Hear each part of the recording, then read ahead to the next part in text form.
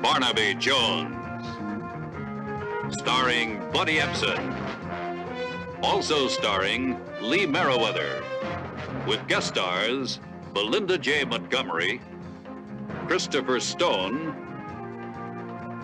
Dabney Coleman, Patricia Smith, Peggy McKay. Tonight's episode, Blind Terror.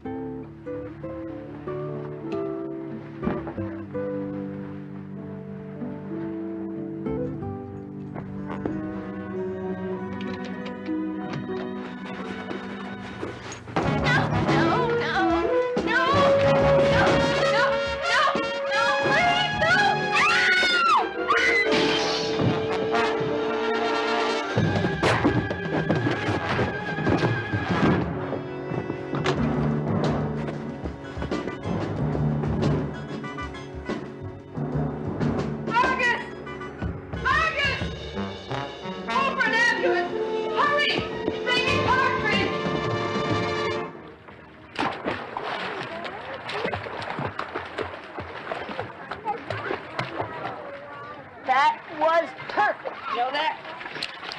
Say, you know what Mark Spitz is doing right now? He's eating his heart out.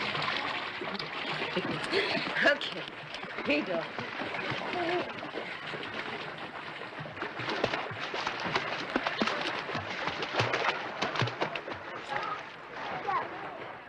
It's never the babies who are scared, only their mothers. Hope I haven't kept you, Mr. Jones. Not at all, Miss Benedict. Lovely girl, your daughter. Of course, she realized that the way things are today, the police have their hands full. Must be a lot of worried parents looking for missing daughters. Michelle is over 18, isn't she? 21. Mr. Jones, I'm somewhat of an authority on parents who panic, and I'm not one of them. When is the last time you heard from Michelle?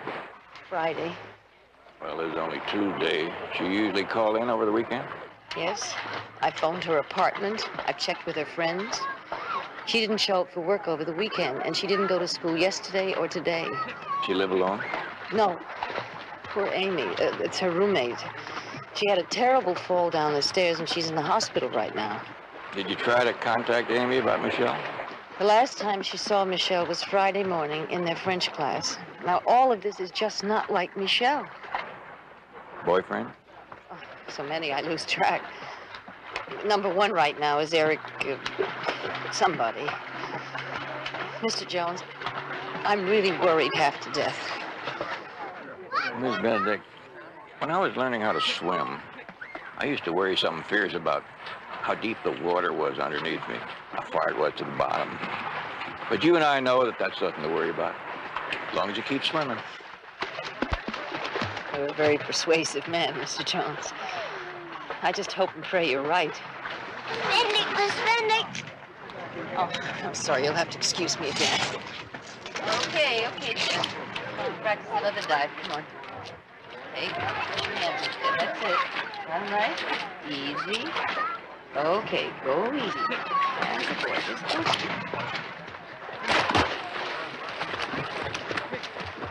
So the last time you saw Michelle was Friday morning at your French class. That's right. And that's the only class we have together on Fridays. But you came home that night expecting to find her in the apartment you shared. Yes. For all I know, she was there. Did you go inside the apartment? No. I remember scrounging around in my purse for my door key as I was going up the stairs. When I got to this top step, I found it. And then I must have tripped or something. That's the last you remember? I'm afraid so. In fact, now I've lost my door key. In the fall, I guess. Michelle was dating a young man named Eric. Uh-huh. Eric Rome. Eric trains animals for TV commercials. He rents this old place from my uncle out in Saugus. I'd like to talk to Eric. Michelle has his number in her address book. She keeps it in a drawer under the television. You won't mind my going through your apartment, Amy? No. Mrs. Selby or her son Argus will let you in. They manage the building. I guess you two can meet properly now. This is Amy Partridge, Mr. Jones. Thank you. Amy, would you say that this was a good likeness of Michelle?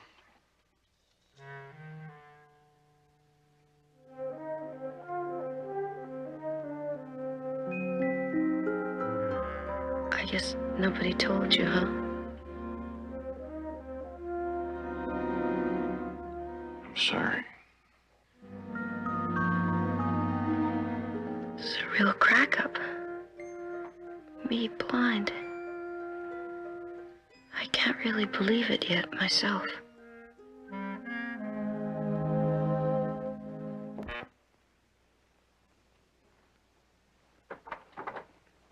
Hi, I'm Barnaby Jones. I called... About the key. Yeah. I got it right here. Here, I'll show you the apartment. Left your door open. For the phone. Mother's going shopping. Mr. Selby, Oh, Argus, please. It's a name I'm very proud of. It means the watchful guardian. From Argus. The guardian with 100 eyes, in mythology. Greek, wasn't he? You're right. The guardian with 100 eyes. You're the first person I ever met that knew that. Well, I had a friend who sold sunglasses during the Depression. He used to have this dream. He kept dreaming that Argus was his steady customer.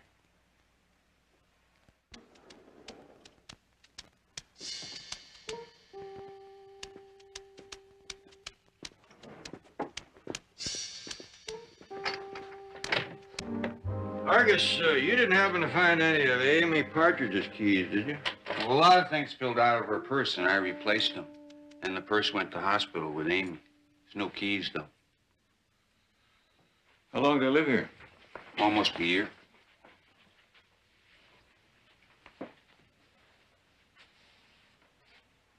Fine-looking girls. Well, I think Michelle was, I don't know, she's too flashy. You know, it's terrible about Amy being blind. Wonder why it always happens to good ones. You liked Amy? Well, we never went out or anything. Michelle? No, I never asked her. I mean, guys stand in line to take her out. Lots of guys. Maybe that's where Michelle is now.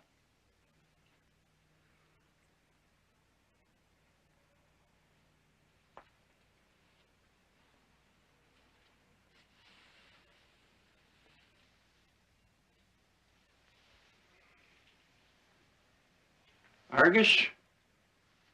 Did the girls bring in anybody to do the cleaning? No, they did it all themselves. They really kept the place spotless. They vacuum it twice a day. It's funny, they vacuumed right past his shoelace. It's not mine. I only wear slip-ons. You know, loafers.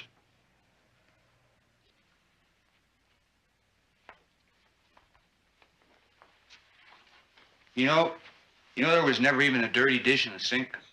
I really have to say as much for Michelle. You know, I've been thinking about going visit Amy in the hospital. That's our phone. You make yourself at home.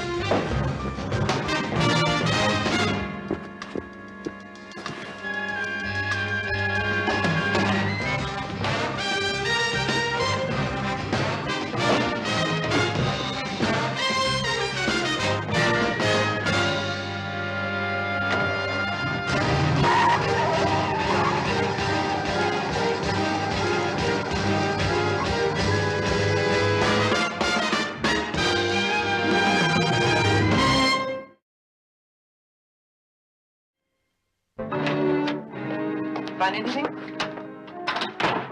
This shoelace was broken. And it's new. Well, guess who was nosing around the girl's apartment? Michelle's boyfriend, Eric. That's right. A car fitting your description, complete with the number 47, belongs to an Eric Rome. Information courtesy of the Apollo Car Club. He races on weekends in the amateur division. Amy said this Eric trains animals for TV commercials. Mm-hmm. Oh, he lives with his furry friends out in Saugus. Michelle's boyfriend. Small world. That's because you don't have to drive all the way out to Saugus.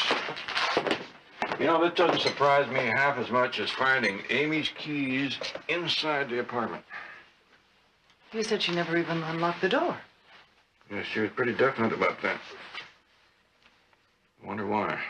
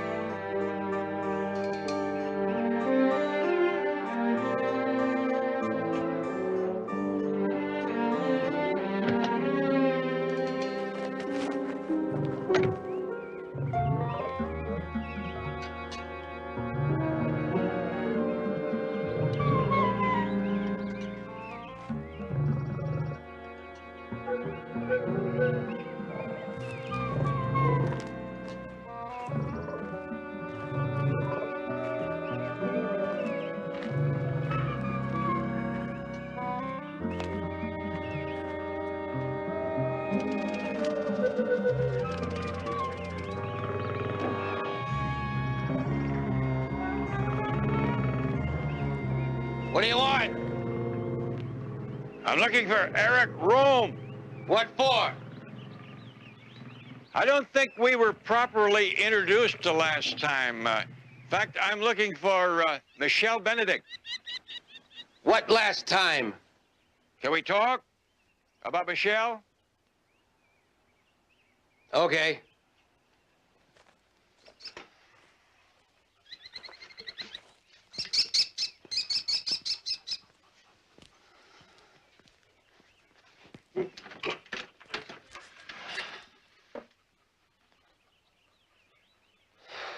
Eric's Ark. Should be a Mrs. Eric, you know, 2 for every species. There isn't. Thought you wanted to talk about Michelle. Why did you run away from Michelle's apartment? Because I'm a runner. Not a talker, I understand.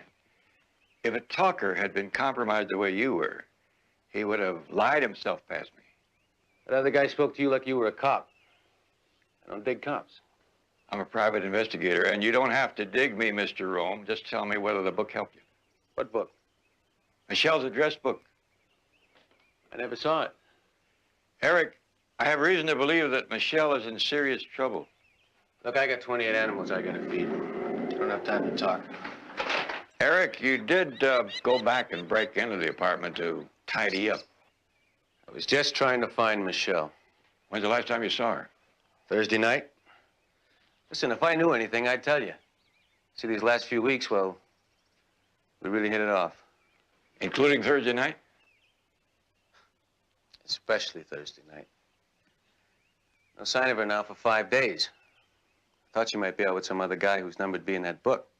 Started calling the M's. Why don't you get the book and leave that to me? Look, she's my girl. I'm gonna handle this my way. You took that address book. Let's see, that's breaking and entering, possession of stolen property, possible interference with a criminal investigation. Okay. Okay. Okay, baby. Come on, baby. Come on, come on, come on. Get down here.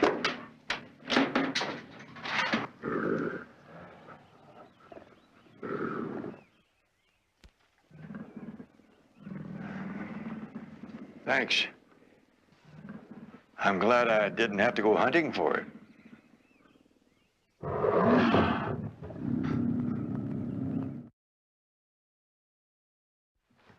Oh, there's nothing stranger than someone else's kitchen. bet those roses could use some water. Still a watchful guardian, Argus? Oh, Amy's back. I was just gonna knock. I was gonna see if I could be of any help. Sounds like a good idea.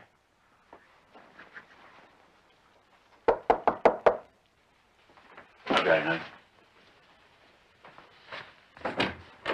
Argus? Oh, Mr. Jones, come in. Hi. How are you? Argus, the flowers are from you, aren't they? I hope you like them. I guess you got the key I had made for you. You're very thoughtful. Well, I just want to welcome you home. Thank you. Strange young man. Could we offer you anything, Mr. Jones? Oh, no, thank you. Any word yet on Michelle, Mr. Jones? Well, I'm afraid not, Amy, but I think I found something that you lost. My door keys. Where on earth did you find them? Amy, are you sure that you didn't open your door that night, step inside, and then remembering something you left in your car, stepped out again, and then you took your phone? I'm positive. How could I forget something like that? Do you or Michelle have a pair of old brown shoes with laces? It's hard to tell these days, but I would say men's shoelaces. No? Why? I found one in here, and it's kind of like finding a billiard table in the honeymoon suite. You gotta wonder what it's doing there. Maybe Argus. He let himself in with the roses. Well, I've got to get back to work, and I've got that appointment with the vet. We've got a very sick Doberman on our hands. Go ahead, dear. We'll be all right. All right. Amy, I just want you to know that you're going to have the best of care. The finest specialists, whatever it takes. I know that. Thank you. Bye-bye, honey. Bye. Bye. Bye, Mr. Jones. Now, don't worry about us. I'll call you later at the office. Good. Amy, this lamp on the end table, how'd it get broken? It isn't. I mean, that lamp's brand new, Mr. Jones. Well, there's a piece broken out of the base here. Were you going to glue that back in? If that lamp's been damaged, I just don't know how that happened. Mr. Jones, what are you inferring? Well, it's just possible that things went on in here that we don't know anything about yet. Barnaby's told me how you teach those little ones to swim.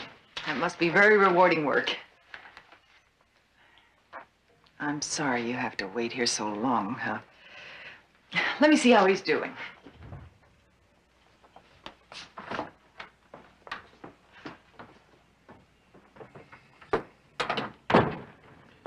The stain on this piece of lamp is blood, all right. AB negative, the rarest. Well, that rules out Amy. She's type O. What about Michelle? Barnaby, Mrs. Benedict is so despondent already. I was afraid if I asked her, she'd... Well, we gotta know. The sooner the better. I was kind of hoping you'd handle it.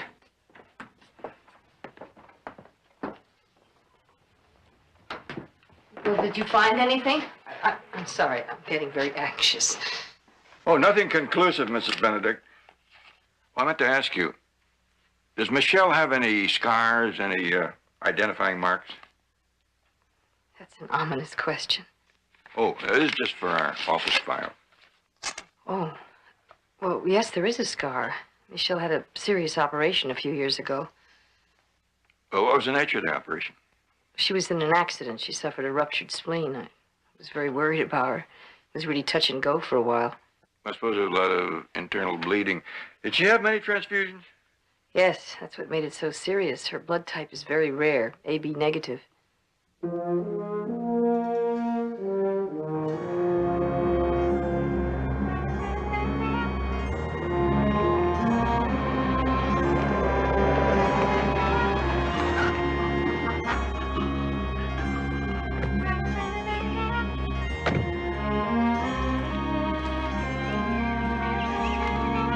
Eric!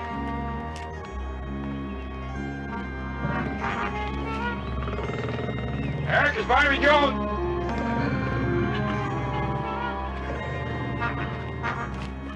Eric? Eric?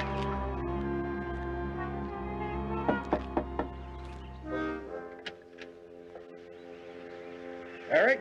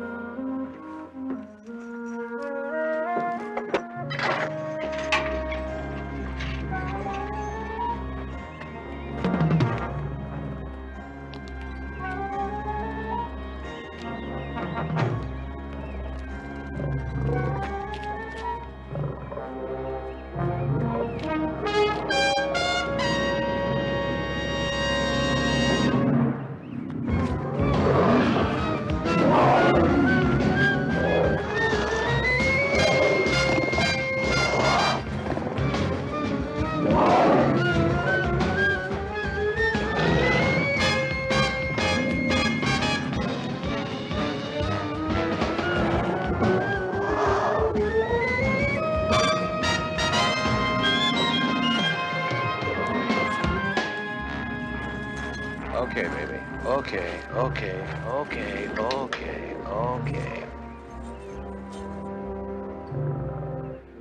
Now you see why I don't lock my door.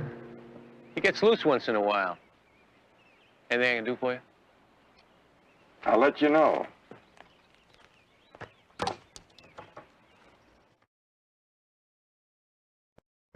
Perfect match. Take a look for yourself. See how the threads fit together? This means the shoelace that you found in Eric's shack. Matches the one that I found in Michelle and Amy's apartment. Well, you can add to that what I came in to tell you. Lieutenant Hager returned your call. Eric Rome does have a record. 2 counts of assault. That makes him a pretty good suspect. Yes, and he knows that, too. That's probably why he set the cat on you. Betty, that number in Michelle's address book that didn't have a name attached. Oh, yes. Valley Vista Motel.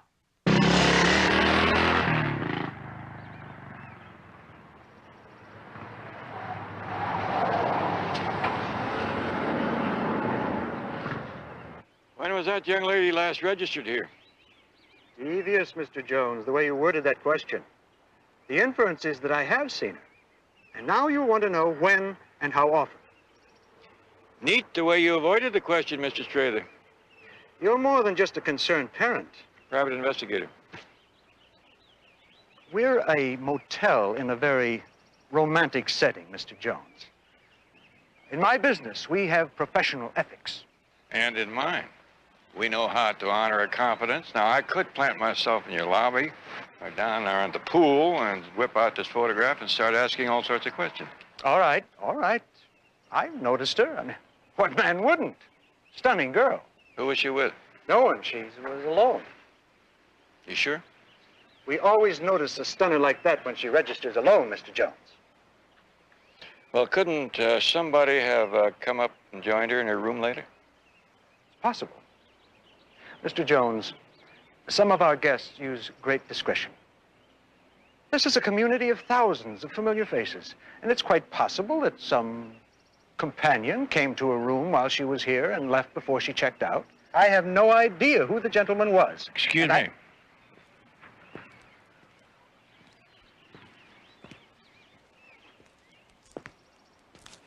Hello, Eric. What are you doing here? I've got as much right here as you do, Jones, so lay off, huh? I'd like to, but how do I know that anonymous visitor in Michelle's room here wasn't you?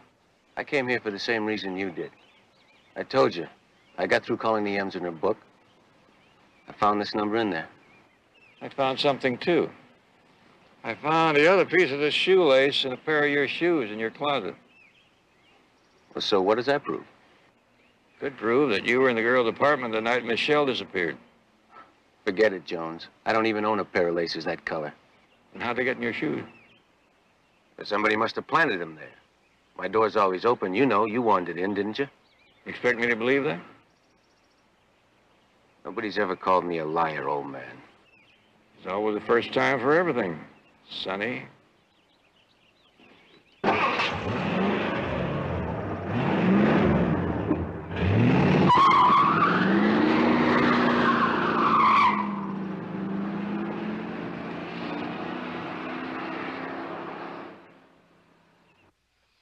Amy, don't you have any curry powder either?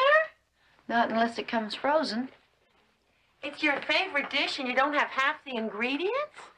Oh, I should have brought more groceries when I had your Uncle Paul here to carry them for me. Well, listen, it won't take me 10 minutes to run down to that little market on the corner. And you won't mind being alone for just a few minutes, Amy, will you? Might as well start getting used to it. Amy? Besides, I need some cream rinse. I'll be shampooing while you're gone, okay? Well, I don't think you can drown in the bathroom sink. I'll be right back.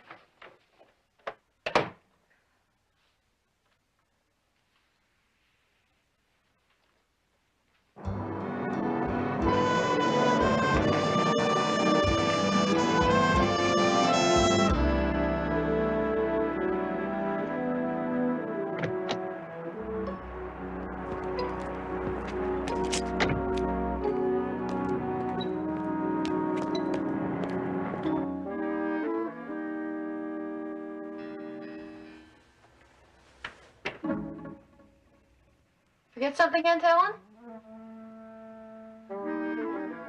Who is it? Who's there?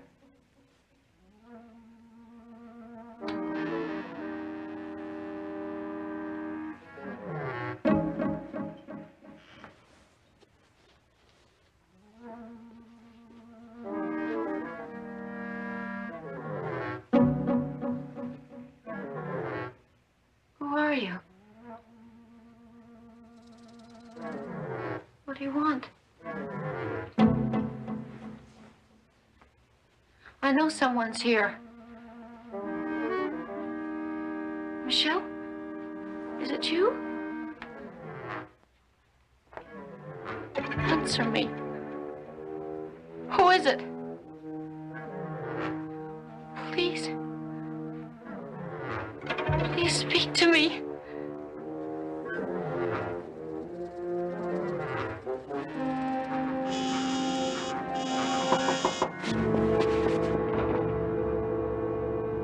Amy? Barnaby Jones. Unlock the door. Open it up or I'll break it in. What's the matter? Someone was just here, I know it. Aunt Ellen went to the market. You wait here.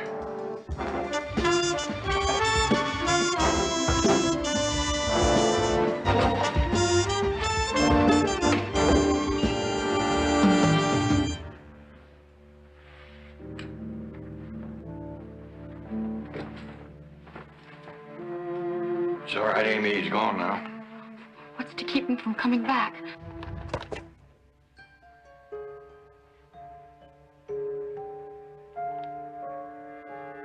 Amy. Just now you saw something, didn't you? No. Of course not. How could I see anything? I heard Amy call. I came to see if I could help. What happened?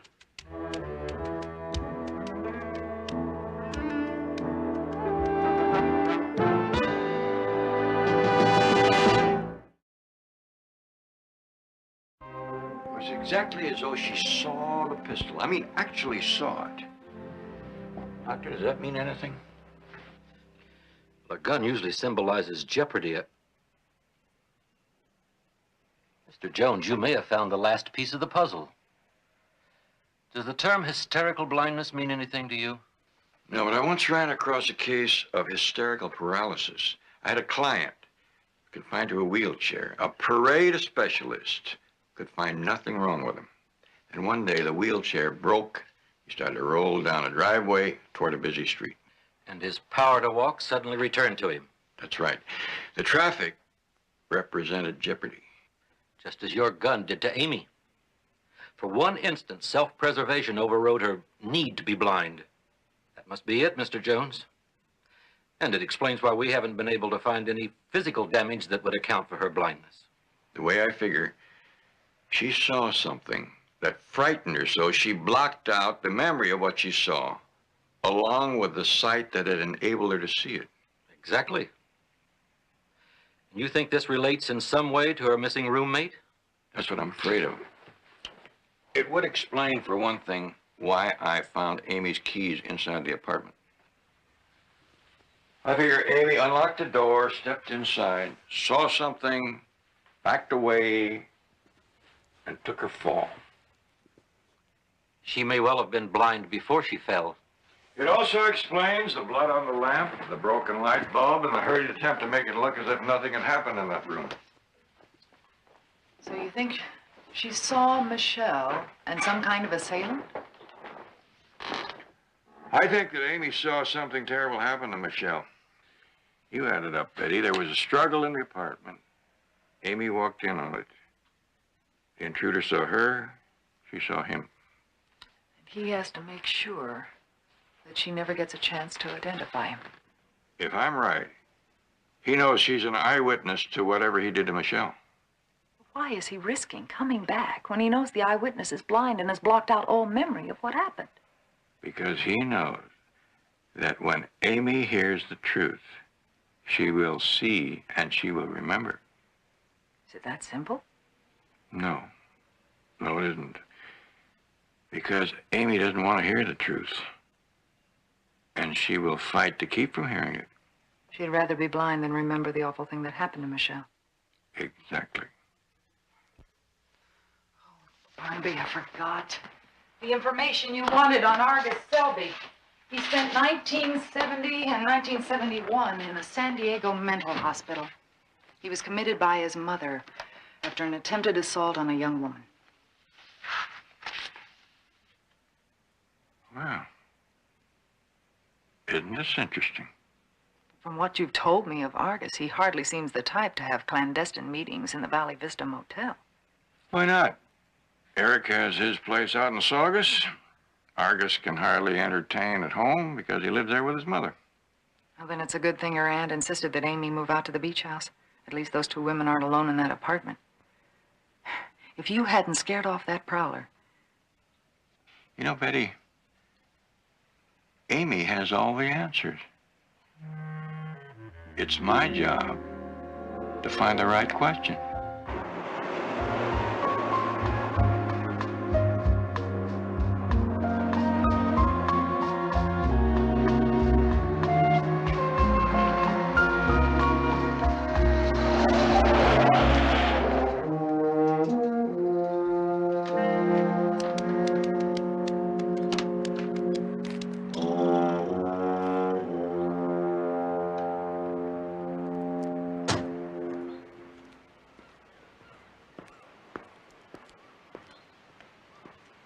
I've got a week on location with 8 of my animals. It goes Monday.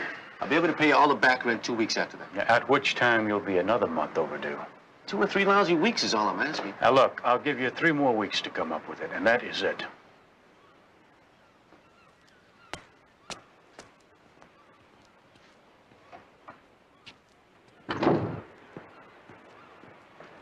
Who's following who today, Joan? Eric, I want you to stay around a while. Sure, why not? Mr. Jones, I told you exactly what happened the night I fell. I know that, Amy. I wonder if you understand why I'm asking all these questions. To a point. But you seem to think that I know more about what happened to Michelle than I'm telling. It's just possible, Amy, that you know more than you realize. You're not making any sense. Amy, listen to me. If it sounds like I don't believe you, or that I'm trying to trick you, please trust me when I say that my only interest is in finding Michelle or in helping you. Will you believe that? All right. Now, how did you and Michelle get along? Great. Oh, she's a lot more aggressive and outgoing than I am, but I admire that in her. And No big arguments. Mr. Jones, this is taking a rather bizarre turn. I'm trying to establish that Amy was very fond of Michelle. Now, let's go back to the night of your accident. You told me that you had the key to your apartment in your hand. yes, I think that you opened the door. I told you I didn't. You stepped inside. No, I was never inside. And you heard something that sounded like a struggle. There wasn't. I didn't go inside. You were scared. Matter of fact, you were terrified. That isn't the way it happened. You screamed. You dropped the key where I found it. Oh, please stop it. And then you turned and ran. Make him stop, please. It's all lies. Please stop. Mr. Jones, you're going much too far. My wife is right, you know. I think Amy's into another. Play kind of rough, don't you, Jones? Could we go into another room, please?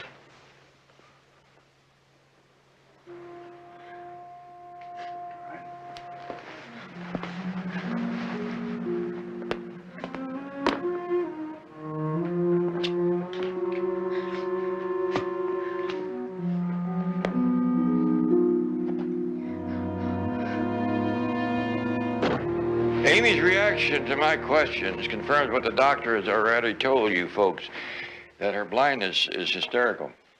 I keep trying to bring the truth into focus, and she just won't face it.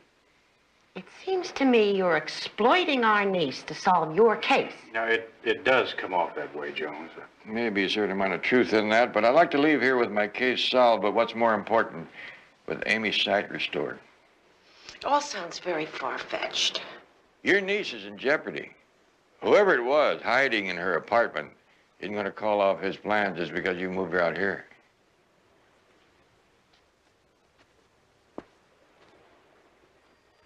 There's someone out there.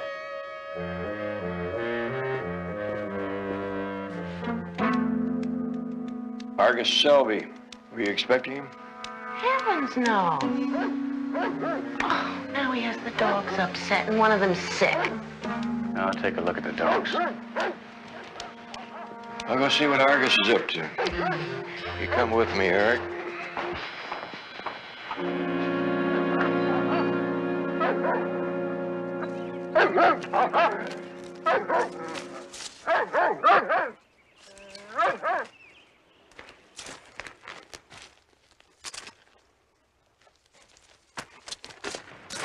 Lose your way, Argus?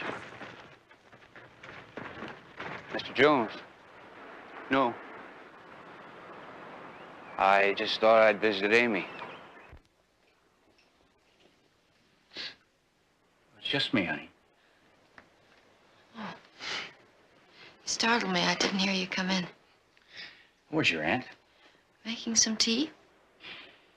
Now, this has been pretty difficult for you, hasn't it, Pigeon? I just don't know what Mr. Jones wants me to say. Well, maybe we'll just call it quits on him. Can we? Now, when was I ever able to say no to you? You're the greatest uncle in the world. Say, you know, what does it for me when I've been through the ringer? What? A nice, long walk. Sounds like a wonderful idea.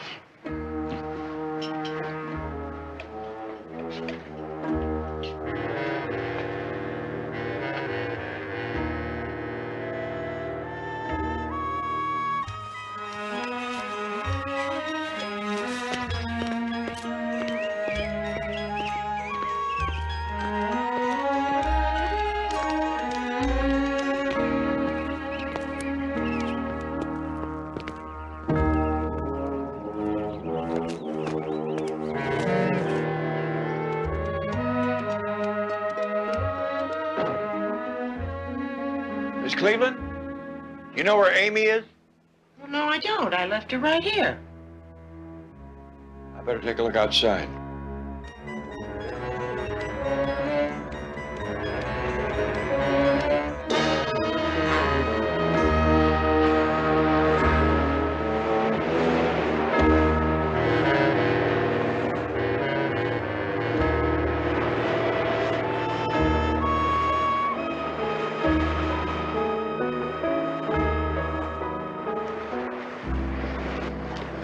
Paul, Mr. Jones said that the doctor had a long talk with you and Aunt Ellen. Yes. Helped us to understand what's happened to you. It's called hysterical blindness. Tell me about it. It's really kind of complicated. Please.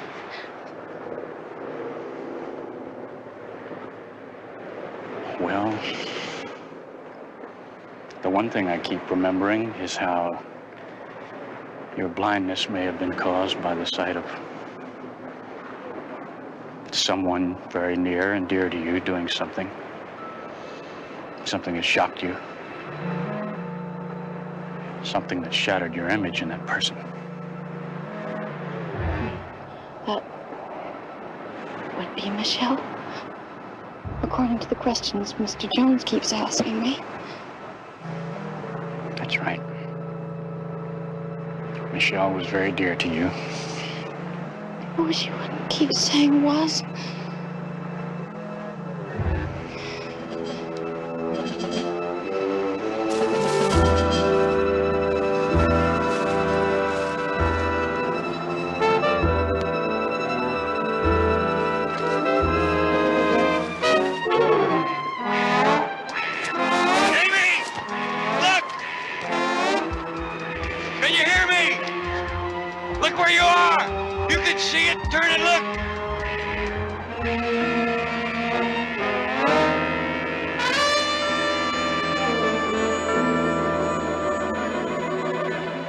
You saw the drop, didn't you, Amy? Just as you saw the pistol when I put it back in my holster. Your uncle led you to the edge, didn't he? I don't know what you mean. Did you know how close you were? No, Uncle Paul? You saw what happened to Michelle. No, that's not true. You unlocked your apartment door, you let yourself in, you dropped the key. Stop it! I didn't. That's not the way it happened. Oh, please make him stop. You saw Michelle.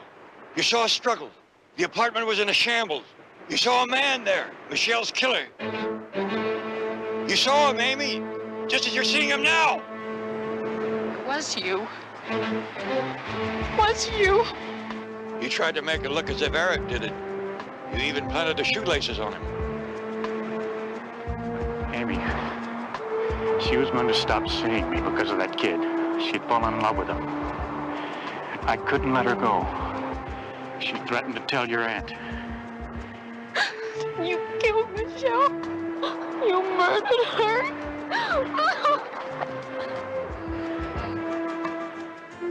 Amy! Cleveland!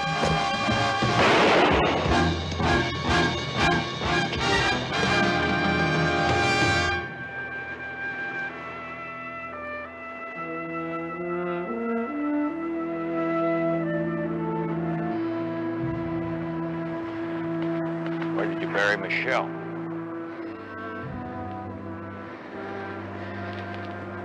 In the woods. Take him to my car and stay with him.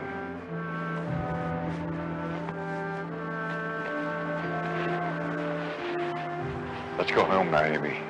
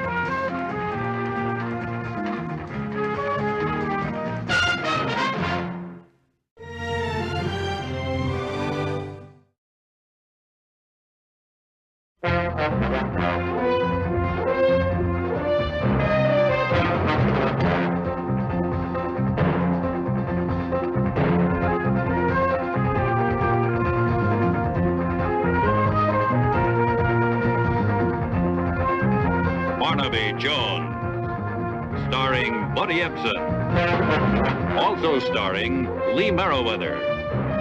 With guest stars Tim O'Connor, Brooke Bundy, Ramon Birai, Susan Howard, Jonathan Lippy. Tonight's episode, Death Leap.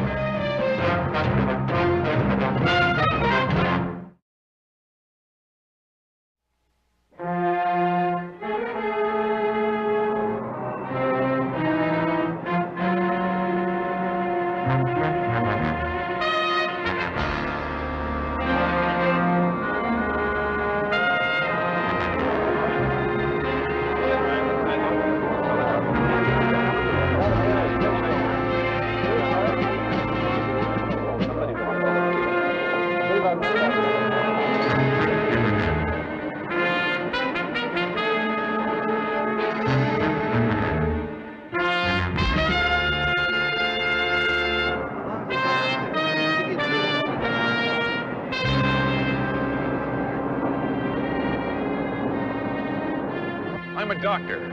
I want to help you. Can you tell me your name? Leave me alone! Stay away from me!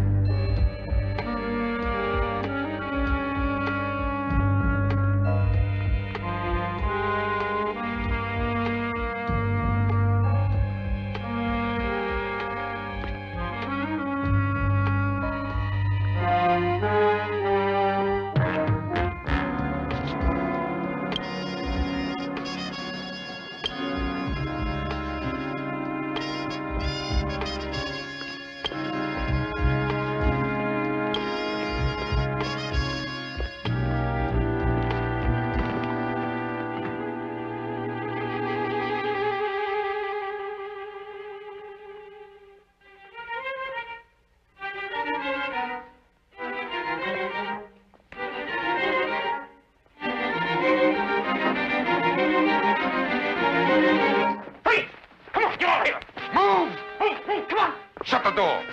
Shut it. Up against the wall. Over the safe. Open the safe. Open it. Get him back.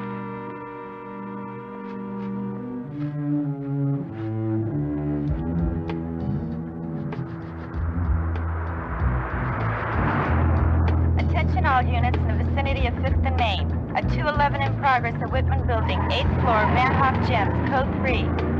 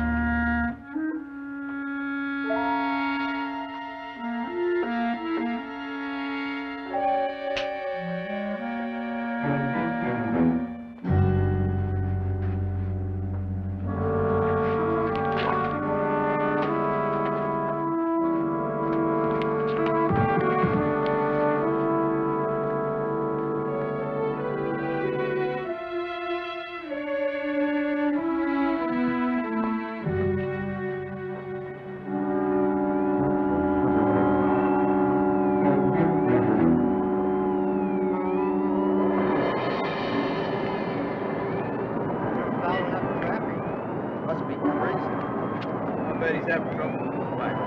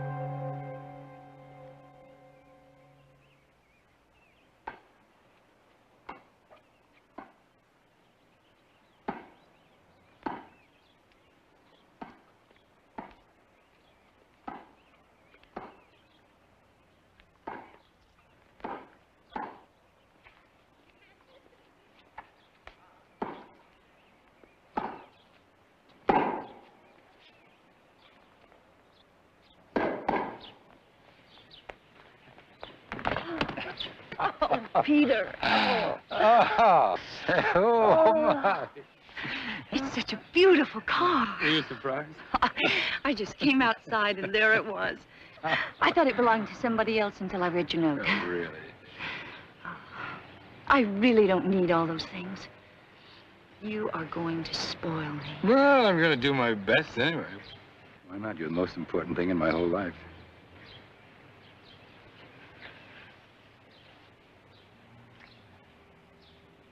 Your partners are waiting. How about joining us? No, not right now. We've got a little work to do. I'll see you later. All right.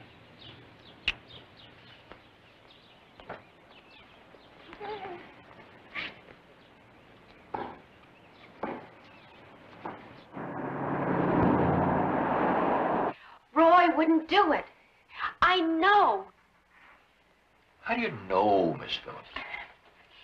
Because he just wasn't the type to kill himself. He was never depressed. Well, now, that's hard to say. You see people who go along apparently on top, and then one day they put a gun to their heads. But not Roy. He was up, and lately he was really up. He was so excited. Do you know why? Something about a new job. What kind of a job? I'm not sure exactly. What kind of work did Roy do? Roy did everything. You name it. He was a handyman, a gardener, groundskeeper, a carpenter. But most of all, he was a clown. Clown? You mean a clown? As in funny? As in clown. He'd go to kids' parties and supermarket openings, hospital. But most of all, Roy liked to make people laugh. I think that's great. To be a clown. Grimaldi, Pagliacci, all the great clowns with their baggy clothes and bouquets of carrots. That was Roy. And their painted-on smiles hiding all the sadness underneath. Roy was not sad, and he didn't kill himself. You're pretty sure of this, aren't you? Yes. You've got to help me prove it. You go to the police for this? Well, I feel kind of silly going to the police. Where did Roy live? Next to me in the canyon, I could show you. Let's go.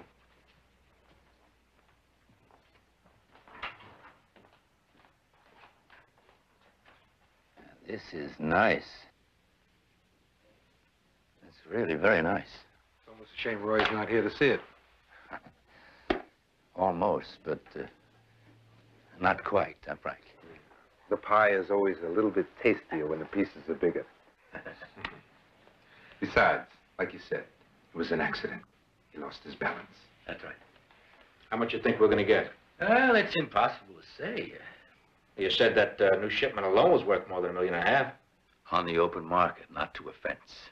Don't worry, I'll see we get a good price. We'll make it soon. I don't like hanging around here any longer than I have to. Well, if you care to, I can always have your share forwarded to you. It's all right. I'll wait.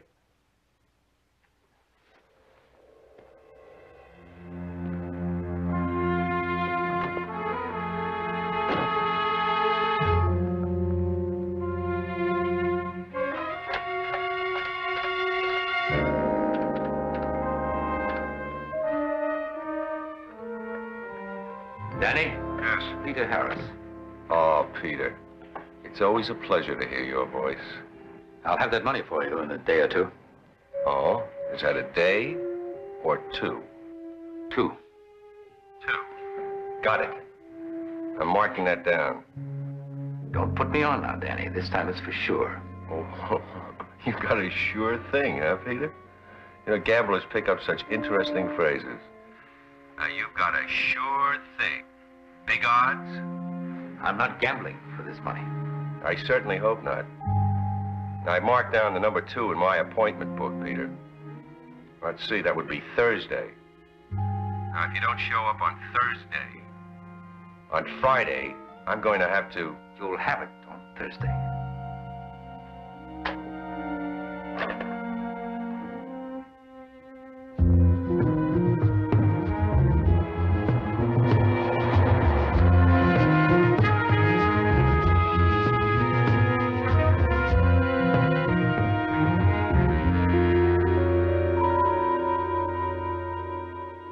Relax.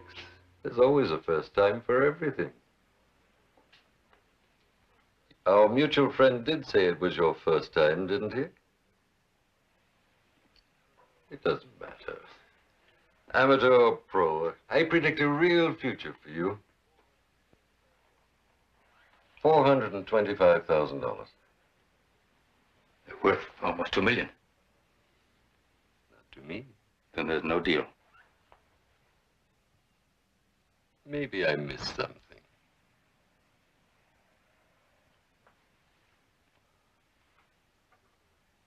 Ah, yes, a simple oversight. I think I can go 450. 5. Why quibble? I'll have to have cash. You didn't expect me to give you a personal check, did you? I'll have to have a day or so to get the money.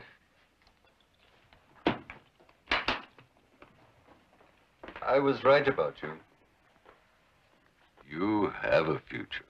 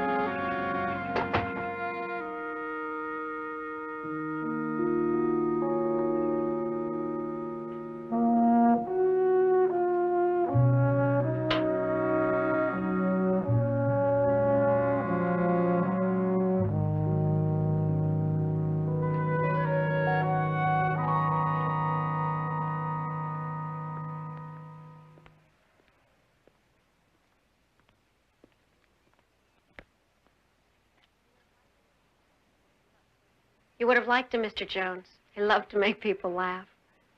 Kid made him this. I just can't get it out of my mind that clowns are traditionally melancholy. You still don't believe me, do you? I believe you were in love. Is he?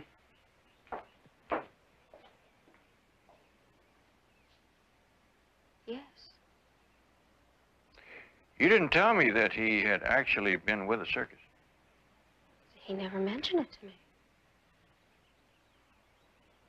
I wonder what else he didn't mention.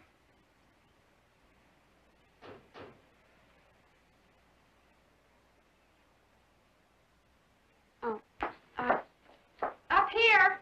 Yeah, I'll be down in a minute. There's a delivery truck over at my house. I'll be right back.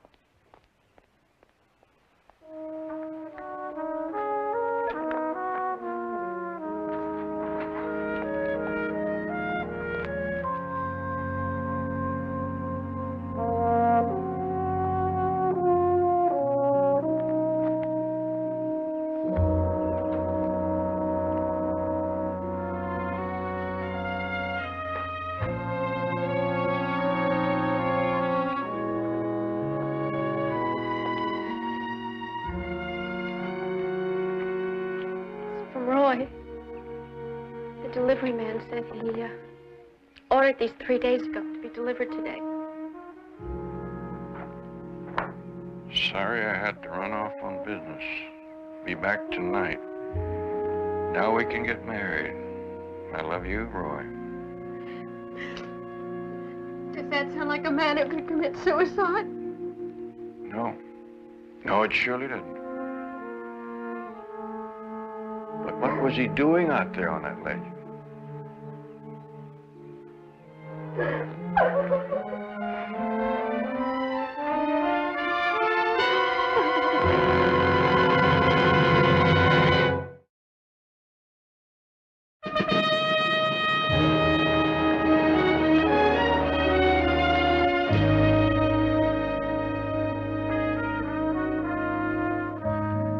No need for an autopsy? No. Death by massive concussion. Funny about that right kneecap. Well, there were a lot of broken bones. Yeah, the upper part of the body, but the upper part of the body is the heavy part of the body. It dictates a fall. Roy Hazen landed head first, right? Right. And how did he get a smashed right kneecap? Maybe it got twisted under him somehow. Does that satisfy you? Doesn't satisfy me. Thanks, Jim. Barnaby, what are you driving at? I don't know yet.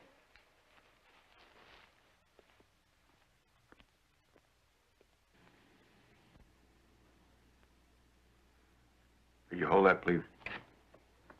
Hold that, Harry.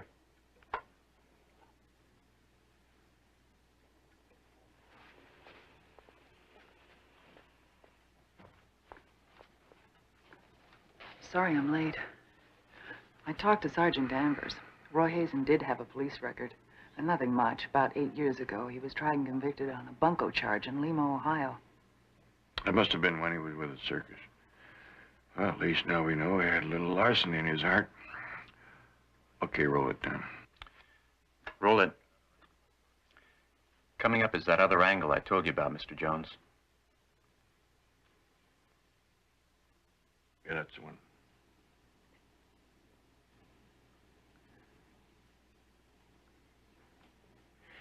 You notice the way he checks his watch?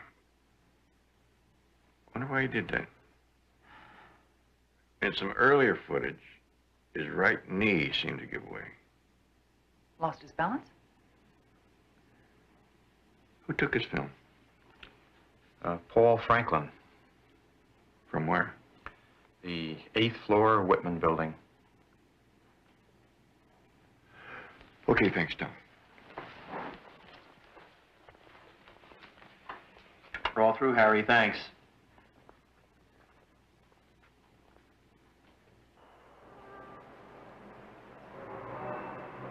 Pigeon watching, Barnaby? Hello, Lieutenant. Yes, some of them carry messages. Well, that's how you get your information. You here on the Van Huff robbery? I got one more tenant on this floor to question, a lawyer. What are your thoughts on the connection between the leaper and the robbery? Well, we were working on that theory, but we can't tie them together. Seems neat. Leaper attracts the crowds, ties up traffic. The squad cars can't get through. I know.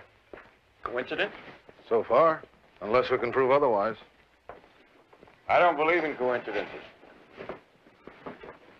Mr. Harris? Yes? I'm Lieutenant Hager. Oh, yes, Lieutenant. My secretary told me you'd stop by. I'm sorry I've been so busy. As a matter of fact, I'm on my way right now. Just one question or two. I have to check everyone on this floor who was here during the time of the burglary. It's just routine. I see. Now, your secretary said that you were in your office from 2 to 5:30 on the afternoon of the burglary? Yes, that's right. Did you step out into the corridor at all during that time? No, I don't think so. Well, that's your office back there in the corner.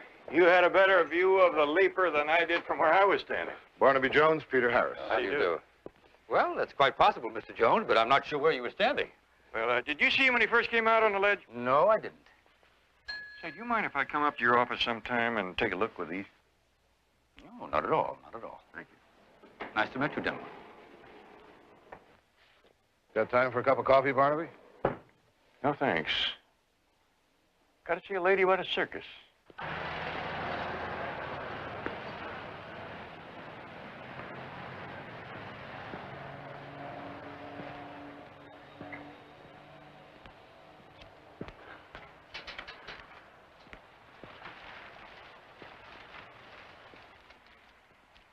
Hey!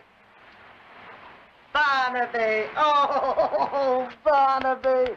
It's so good to see you. Oh, it's good to see you, but it's getting more difficult to see you. Yeah! Gee, ain't this great? Lost 237 pounds. Lost 200. No, you won't find them around here. Same old Barnaby. Imagine, I've known you since you were that big around. Well, they say in every fat person there's a skinny one screaming to get out. I screamed, and here I am. That's great, Flo. Oh, I don't know that it is. I miss the circus. Always will. Yeah, it went out of style. Along with the fat lady. Oh, I'm married now. There's Jack Spratt. He's my Weight Watcher. Flo. You know him? Oh, sure, that's Roy. Roy Hazen, the clown. Gee, he was great. Funny, huh? Oh, more than that. He went high. Aerialist? More money in it. A guy like that wouldn't have been afraid of heights. What's not's where he lives. Roy all right? Roy's dead. Gee, I'm sorry to hear that. What happened? Well, Poor clown. Flo, where would a guy like that go to keep in shape? To a gym, I'd imagine. Any particular one? Mike's in Santa Monica. A lot of the refugees from the circus work out there. Thanks, Flo. And don't lose any more weight. I may not be able to find you again. Barnaby! Heads up!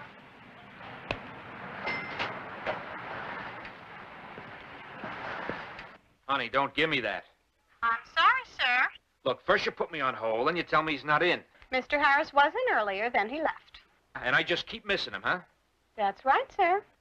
Where'd he go? I don't know, sir. I told you, I don't like that smooth talking. Take it easy, Ed. He's crossed us.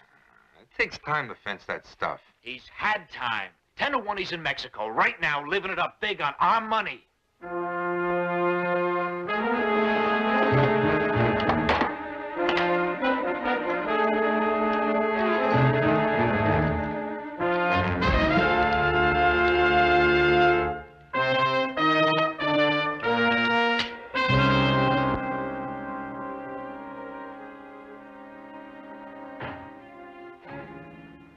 Trouble just getting out of bed in the morning. Hey, you know, Roy Hazen, he could do all that stuff. Acrobats, aerialists, funambulists. Funambulist? Yeah, a rope walker. Used to string a slack rope from the ceiling, work up high on it. Last couple of weeks, as a matter of fact. Did he ever get any jobs rope walking? Oh, yeah, that's why he started working up high again. He had a job with a sportsman show, dancing on a high slack rope. Well, thanks for the information, Mike. Oh, say, I don't know, this might be something. There was this guy came in here right after the sportsman show closed. And he called Roy over and they talked. And that's the last time he worked out here. Last time I saw him. Would you recognize the man? Oh, I don't know. They were over by the door. Was he, thin, fat, short, tall, young, old? Oh, about 6 feet, early 40s maybe. Good-looking guy. Not a guy that works out. You know, he was an office type, had a briefcase. Thanks.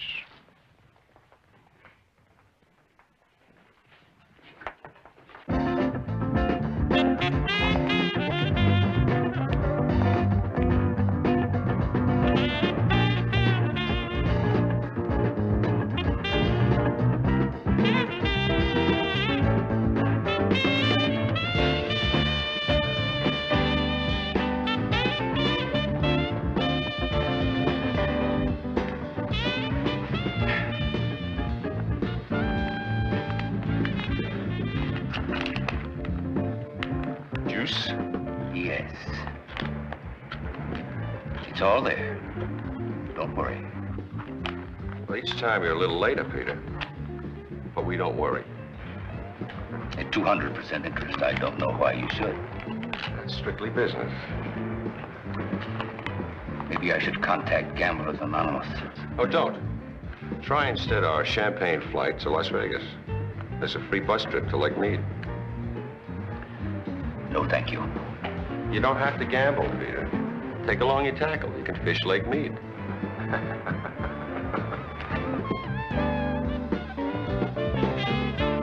Oh, it all happened so fast that it seems like a dream now. No, it's more like a nightmare. Yeah, I know. I read the police report. Can you add any more to the description of the two men? Oh, not with those masks they were wearing. They're both under 6 feet, though. Yeah. Oh, and I think they were in their 20s. I could tell from the way they moved and talked.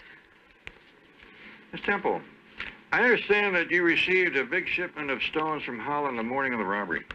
Yeah, that's right. Who knew about that ship? I guess everybody who works at Van Hoff. Oh, Mr. Jones, if you're thinking that this was, what is it that the police use that word? An inside job. An inside job. You're wrong. Well, now tell me, supposing the two people were talking about the shipment the way we are now, and somebody else overheard the conversation. Oh, Mr. Jones, I think I can vouch for the discretion of everyone in this office. What about outsiders? Outsiders?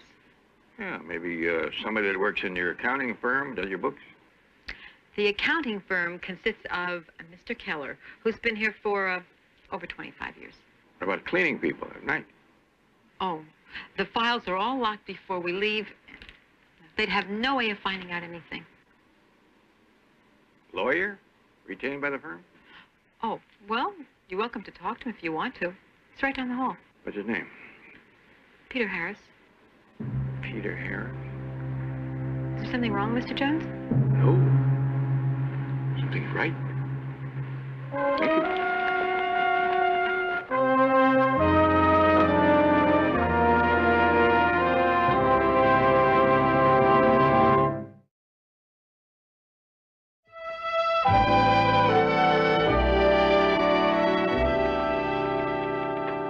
I would never have believed Los Angeles would go high-rise. On account of the earthquake. Beginning to look like New York City down here. I liked it better the other way. Adobe. I'm not quite that old. Mr. Harris! Took you up on your offer. Come in, Mr. Jones. Thank you. Say, you really had a grandstand seat, didn't you? Did you notice the way the leaper checked his watch? No. He checked it, and then he moved down to the corner of the building. I thought that was odd.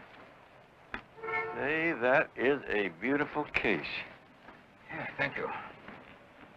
I've never seen one like this before. Yes, I had it made. Unusual lining. Yes, I'm very fond of Paisley. Did you notice the way his knee buckled just before he jumped? No, I didn't.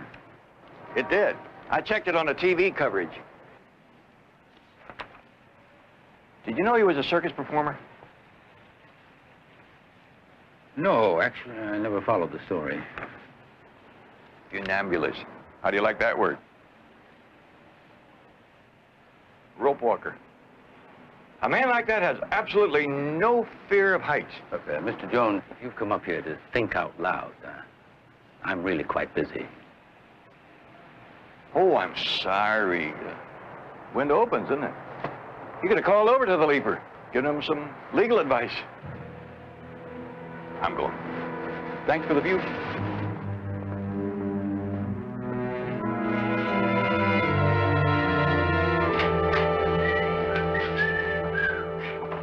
You sound happy. What happened? Everything's starting to make sense. Have you heard from little Eddie? Oh, when a call goes out for the best informant in the business, it doesn't take little Eddie long to answer. He's inside. Eddie! Hey, Barnaby. Thought you was out in the boondocks, raising turnips. Sometimes I am, but it's not turnips. It's rutabagas, Eddie. Rutabagas. Oh, sorry. They're all roots to me. What'd you find out about Peter Harris? Best lawyer in town. More than that. He likes Vegas a lot. That's what I mean. More like that. I thought so.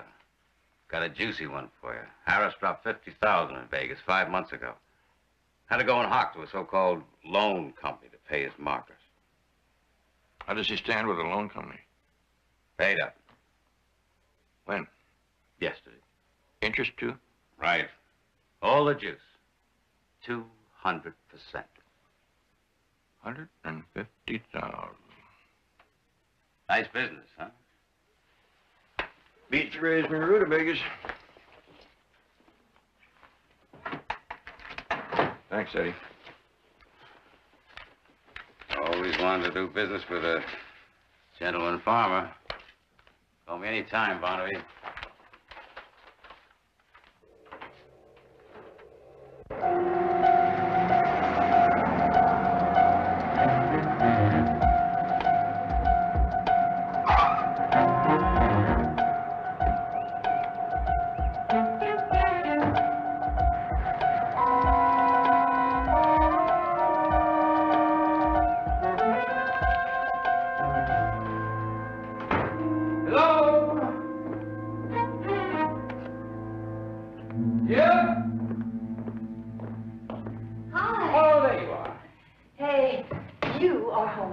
Yes, I wanted to give myself time to pack. Pack for what? Oh, didn't I tell you? No. We're leaving for Hawaii tomorrow morning. What's the occasion? Well, I didn't think we needed one, but if it'll make you any happier. Hey. What's wrong? Oh, I don't know. It's just first the car, now the trip. Well, what's wrong with that? Peter, I'm not a child. You don't have to buy me things. Oh, baby. I'll remember that, I promise you. After we come back from Hawaii. I'll pack.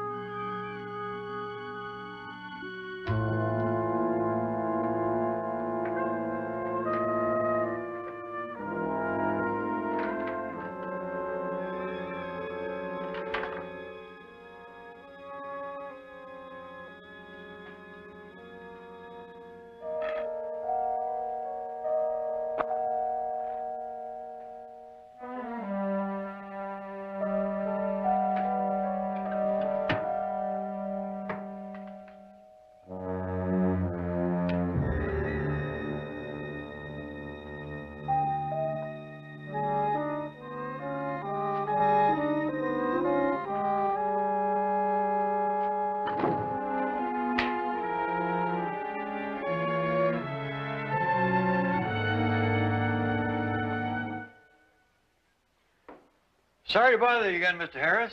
Your wife let me in. She is an attractive woman. Why, thank you. Say, I like this place. Better than your downtown office. What a magnificent trophy. Bighorn sheep. Vanishing species. Yes, but I shot it years ago, Mr. Jones. Oh, yeah, when shooting was still in style. Who are you working for, Mr. Jones? The police? No, I have my own business. Private investigation. Oh, I see. You're investigating the robbery for the insurance company.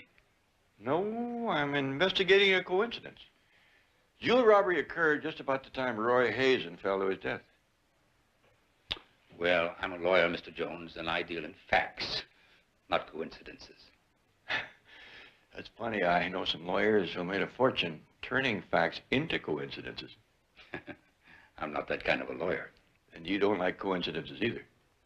I believe that the jewel thieves were probably waiting for just such an opportunity.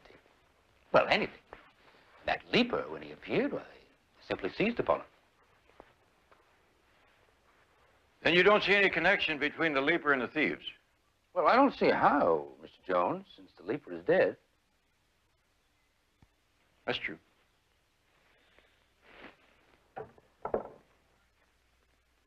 Interesting rifle. Telescopic sight. Takedown. Neat.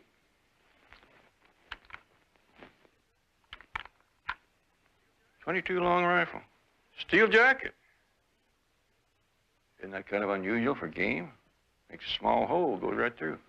You have to get a head or heart shot. You must be quite a marksman. I used to be. I wonder if you'd excuse me now, Mr. Jones. I have some work to do. Of course.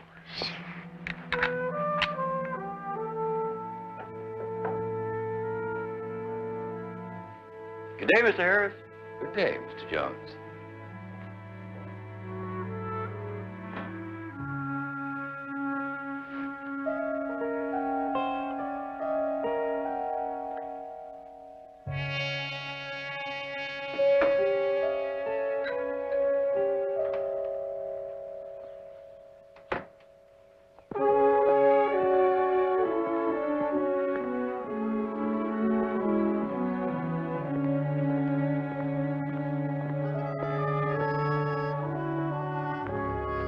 That didn't take long.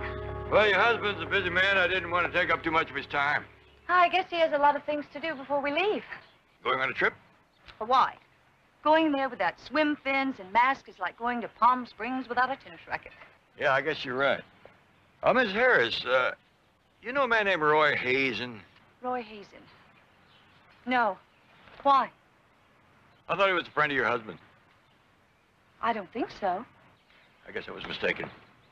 Aloha.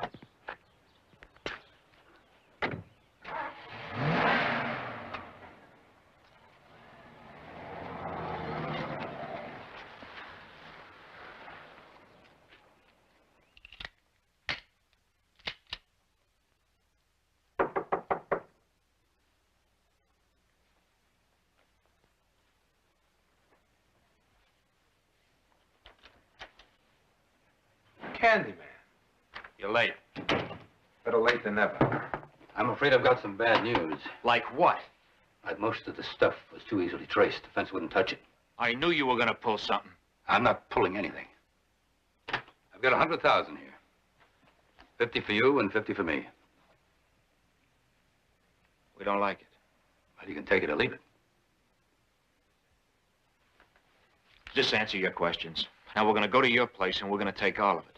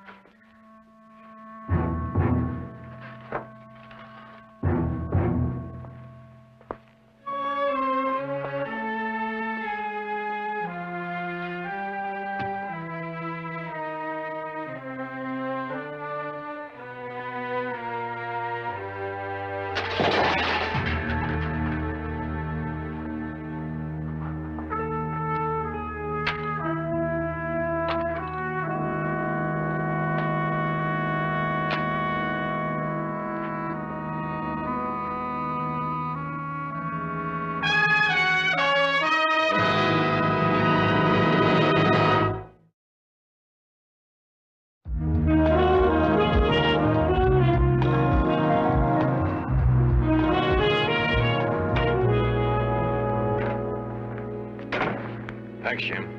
I'll have this fabric back in the morning. There's no hurry. Say, I'm sorry the lab didn't have a better report for you, but his knee, the cap and all, was shattered. There was really no way to tell. This may do it.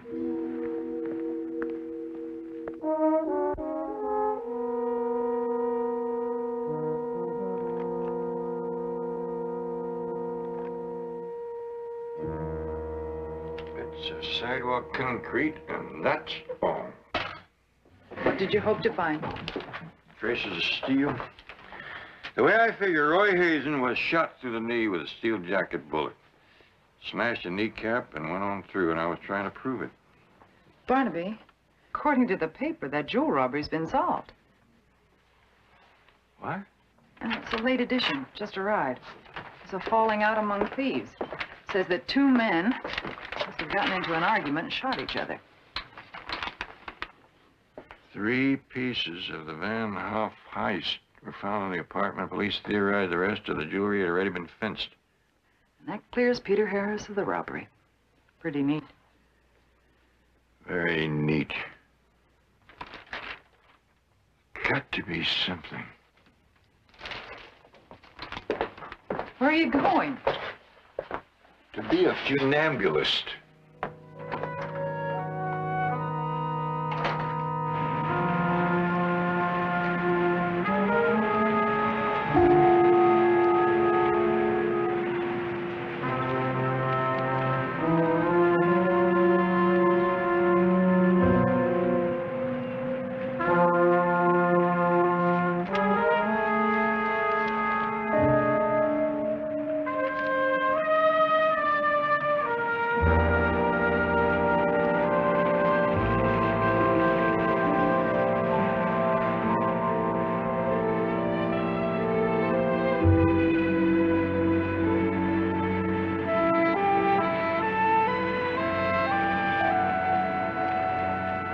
What did you find, Barnaby?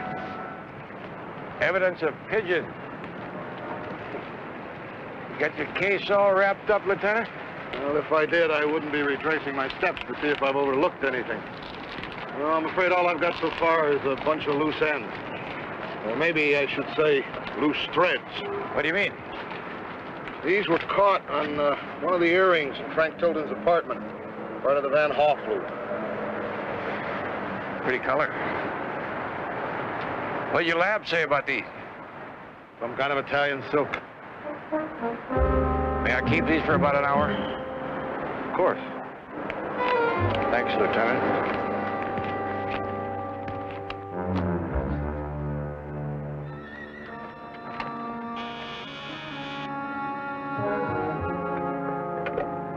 Yes. Mr. Jones, to see you. Tell him I'm busy. No, no, wait a minute. Ask him to come in.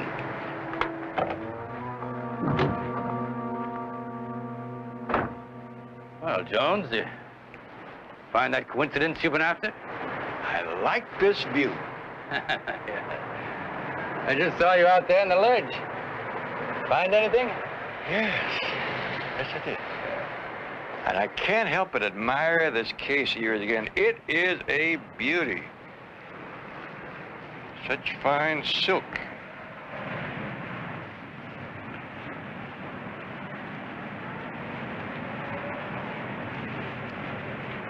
You know, Jones, I just don't understand you. I mean, this robbery has been solved. So the papers say. And the jumper, the leaper, was a suicide. Yes, but I don't believe all that. What do you believe? That it wasn't a coincidence. That you were the coincidence. Wait, Jones. That's ridiculous. I don't think so.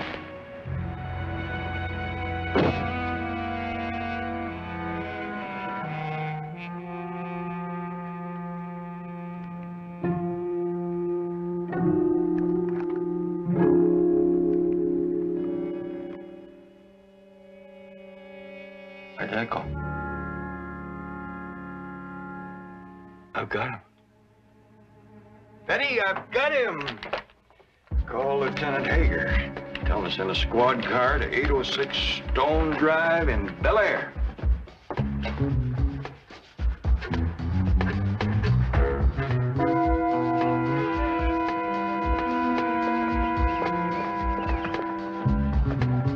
What's wrong? Why are we leaving now instead of in the morning? Go inside and check that we've got everything. Peter. Do it!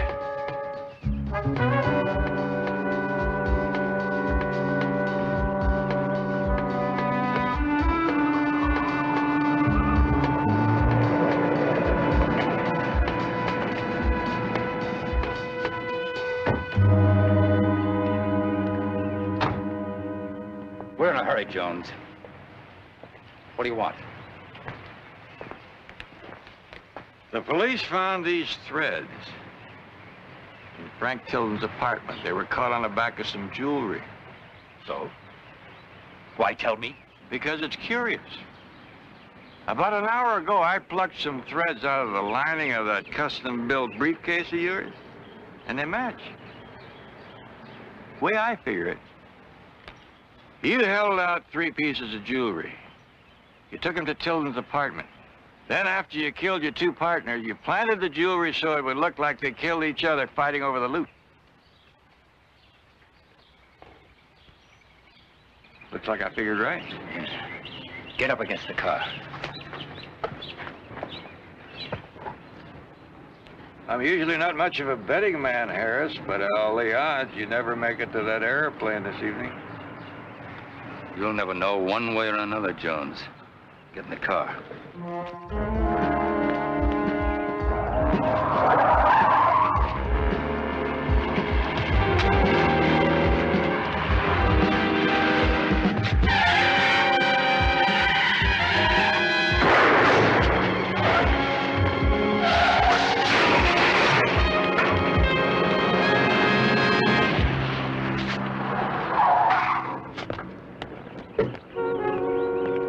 I guess you were smart not to take that bet after all.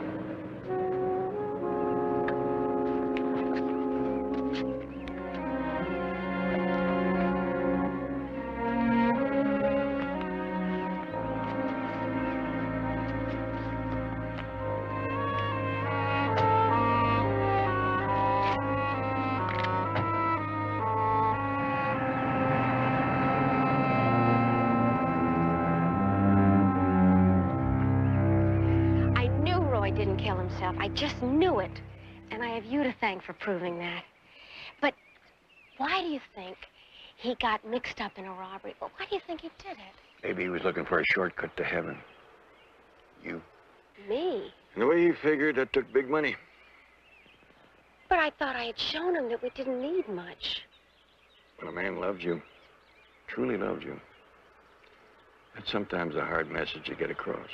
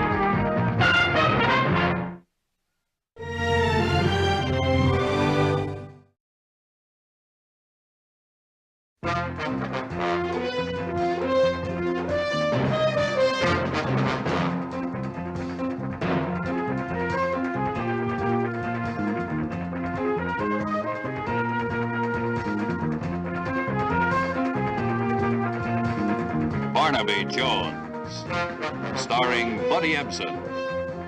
Also starring Lee Merriweather. With guest stars Wayne Rogers, Dan Travanti, special guest star Stephanie Powers. Tonight's episode, Echo of a Murder.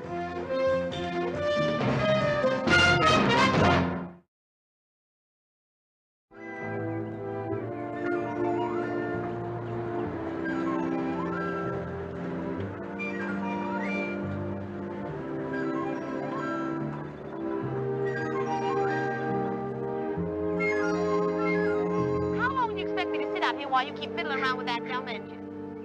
Nothing ever works around here except me. Well, Claire, the engine just stalled. I'll have it And you fixed in know a minute. how I hate to sit in the sun. You know how bad it is for my skin.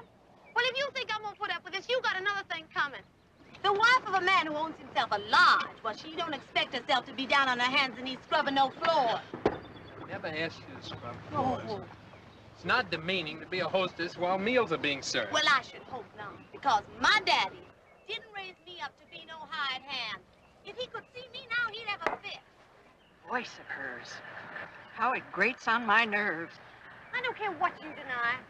Not a day goes by you don't go snooping around that redhead. You and your fancy lodge. Ain't nothing but a hole in the wilderness. Ain't nothing to do out here. Ain't nobody out here but a bunch of old ladies and senile old men. As a matter of fact, I think I'll just take me the next bus out of here, and I don't need no invitation from you. Will you sit down in the boat? Oh. Just stop it, huh? Looks like some late mail came in for you, Mr. Stop that. Don't do it! Don't tickle your hands over me! Watch out what you're doing, huh? What the devil's he doing to her? Don't you let me go! Don't go out! My gracious.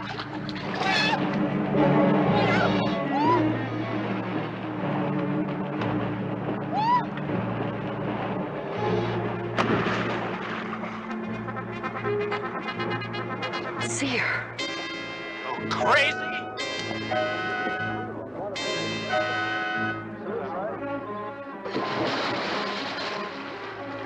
Claire! Claire!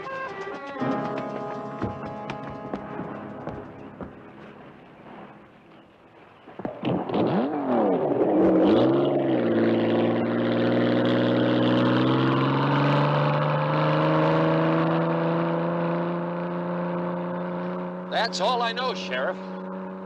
The owner of the lodge, killing his wife out on the lake. Of course I saw it. It's plain murder.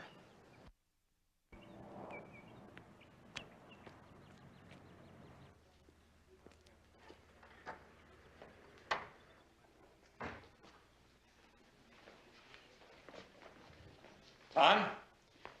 It's been a long time. Mr. Jones, thanks for coming up. I hope you don't think I was taking advantage just because I knew your son. Oh, I'm always glad to hear from Hal's old friends. He didn't do it, Mr. Jones. Gil, Mr. Atkins, it just didn't happen the way people are saying. Has he been charged yet? Last night, right after I phoned you, they're calling it a suspicion of murder. Well, let's start out by your telling me everything exactly as you saw it. Lon, excuse me. Good. Lon, I hate to disturb you with all this excitement going on, but my TV isn't working. Do you think you could fix it? Yeah, I'll have it taken care of right away. It's those new jacks they put in. Well, whenever you get the chance. Now, what did you see, Lon? Trouble is, I don't know exactly what I saw. I know they were arguing out on the lake, and then Gil's wife screamed, and everybody's saying Gil hit her with the oar, but it couldn't have happened like that. I know Gil. Has he made a statement to the sheriff? Gil swears he was just trying to keep her from falling out of the boat. And the oar, he was just trying to reach her with it, not hit her. Gil doesn't swim. Neither did Claire.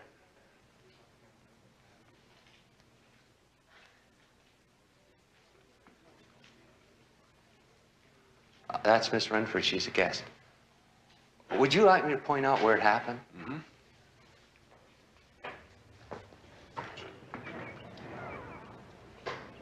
They were just to the right of where the sheriff's boat is now. About 100 yards from here. Yeah, and at that distance, you can't see everything. That's what I told Mr. Wright. We all like Mr. Atkins too, Lon, but that wife of his was a, well... For a woman sleeping and drinking the day away, snappish even at a good morning? Our sympathies are with Mr. Atkins, but To a point, that is. Don't misunderstand us, Lon, but anybody who carried on the way Mrs. Atkins did, especially yesterday morning. Claire went up and barged right into Miss Renford's cabin. You could hear Claire's voice all over the lake. What were they arguing about? Claire thought Gil was paying too much attention to Miss Renford, but Gil's always looking after the comfort of every guest. I take it you folks are all going to be appearing as witnesses against Mr. Atkins? Yes. With all due respect to Lon's friendship for Mr. Atkins, the whole thing took place right in front of our very eyes. seeing is believing. You know, ma'am, I wasn't too old when my grandfather took me to see a young fellow named Harry Houdini, who was appearing in our town. And at an early age, I learned two things. One, you can't eat a hot dog and cotton candy at the same time. And two, believing everything you see is nearly as bad as having to see everything you believe.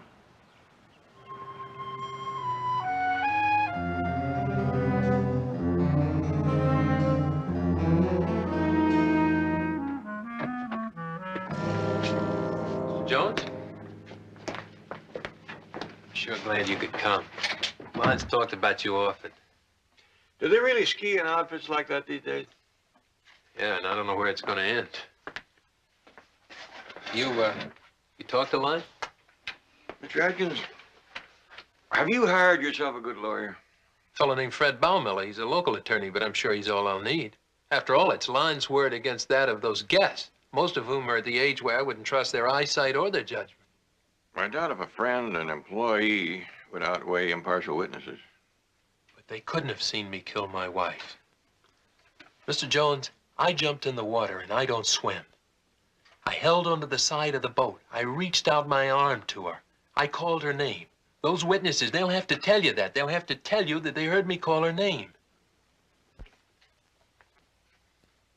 Playing the devil's advocate, you could have been just a man who suddenly came to his senses and realized that he had killed somebody in front of a bunch of people.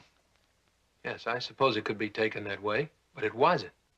None of what they thought they saw happened. What really happened? She stood up in the boat. She'd been drinking that morning, and I was afraid she was going to fall over the side, just that. The guests are saying you pushed her out of the boat. She pushed away from me. Mr. Jones, what possible motive could I have for killing Claire?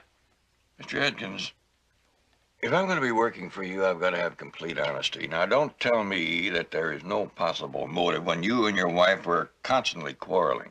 And what about that attractive red-headed guest, Miss Renford? All right. I'll admit, I probably was paying too much attention to Sharon Renford. And it's true. Claire and I did constantly fight. Mr. Jones, I probably made one of the biggest mistakes of my life when I married her. But do I look like the kind of a man who would lose his temper to the point that I would take an oar and brain my wife in full view of all of those people? What were you doing out in the boat? I was trying to show Claire where I thought we should put some small cabins along the shore, trying to convince her that it would pay off. The outboard had just stalled on me. What about the oar? Have you ever tried to take the end of a heavy oar and pass it to someone in the water? You hold it out, and it falls in. I swung that oar over my head in hopes that it would fall within her reach. And the oar didn't hit her? It fell short by at least a foot. Lon says you didn't know your wife very long before you married her. 9 weeks to be exact. I used to go up to Vegas a lot to try to relax, forget about the lodge business. We met up there, and one thing led to another, and... Mr. Jones, I didn't know I was marrying an alcoholic. You wouldn't believe the change in that girl. Well, it looks to me like your case depends on finding a couple of favorable witnesses. I'll inquire around. People have had a chance to sleep on what they saw. Then you'll take the case? From what I know up to this point, it would take a man with an uncontrollable temper to do what they say they saw you do.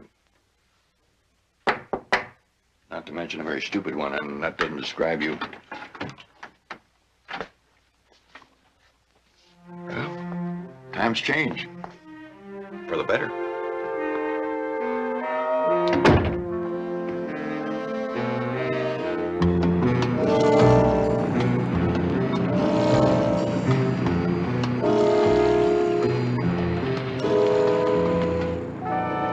50%, that's a pretty low rate of recovery. Yeah, well, in my experience, we've had about, a dozen drownings. Recovered just about half of them. It's the currents. And over in the center of the lake, the bottom slopes down to subterranean levels. scuba diver almost got swept under a ledge down there one time. We gave up using divers. I can see why this lodge isn't all that popular. Yeah, fewer people come up here each year. I know Mr. Atkins bought it cheap, but folks don't figure him to turn it around. The bodies that you recover, where do you generally find them?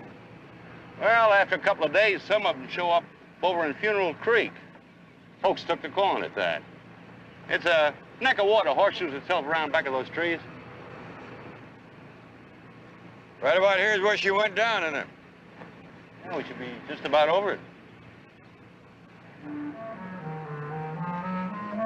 The cottage over there, does that belong to the lodge? Large property runs about a quarter mile past it.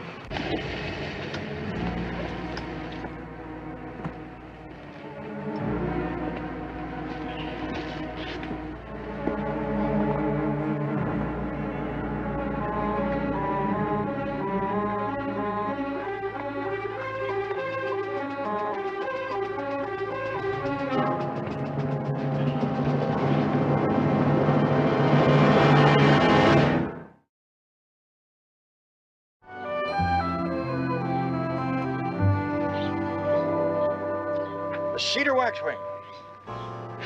Well, I'm very flattered. That's a very good likeness. I'm Barnaby Jones. We almost met over some postcards this morning in the lobby. I did think you'd come to visit me a little sooner, Mr. Jones. Well, I wanted to talk to the guests who had made depositions first. See whether they're still as positive after a night's sleep. And were they? I'm afraid so. I see you're an ornithologist, Miss Renford. Oh, no, just a casual interest in birds. I'm a sort of an amateur one, by accident, to outwit Miss Wilhelm.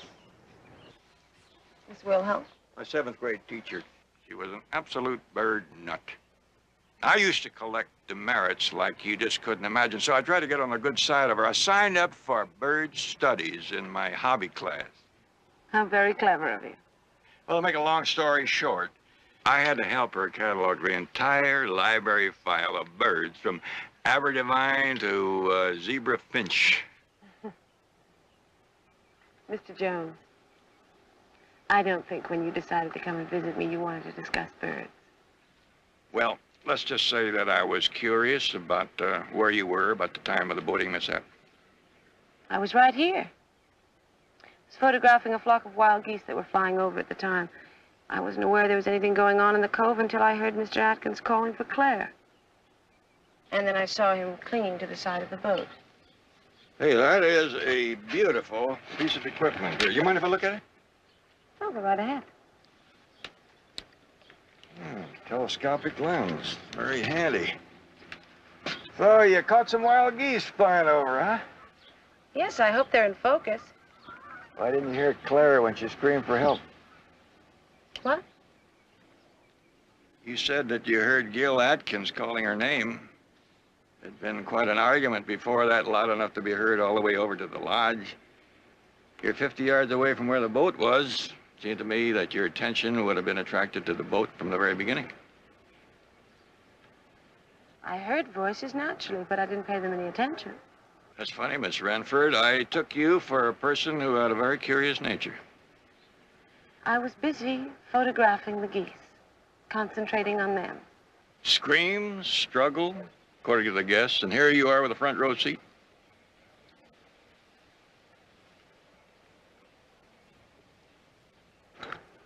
She was a worthless tramp. Drunken shrew he married. Do you think I'd give one iota of evidence against Gil? Whatever happened, she drove him to it. You saw it all, didn't you, Miss Renford? You're not going to drag anything out of me in court. Gil deserves all the help he can get.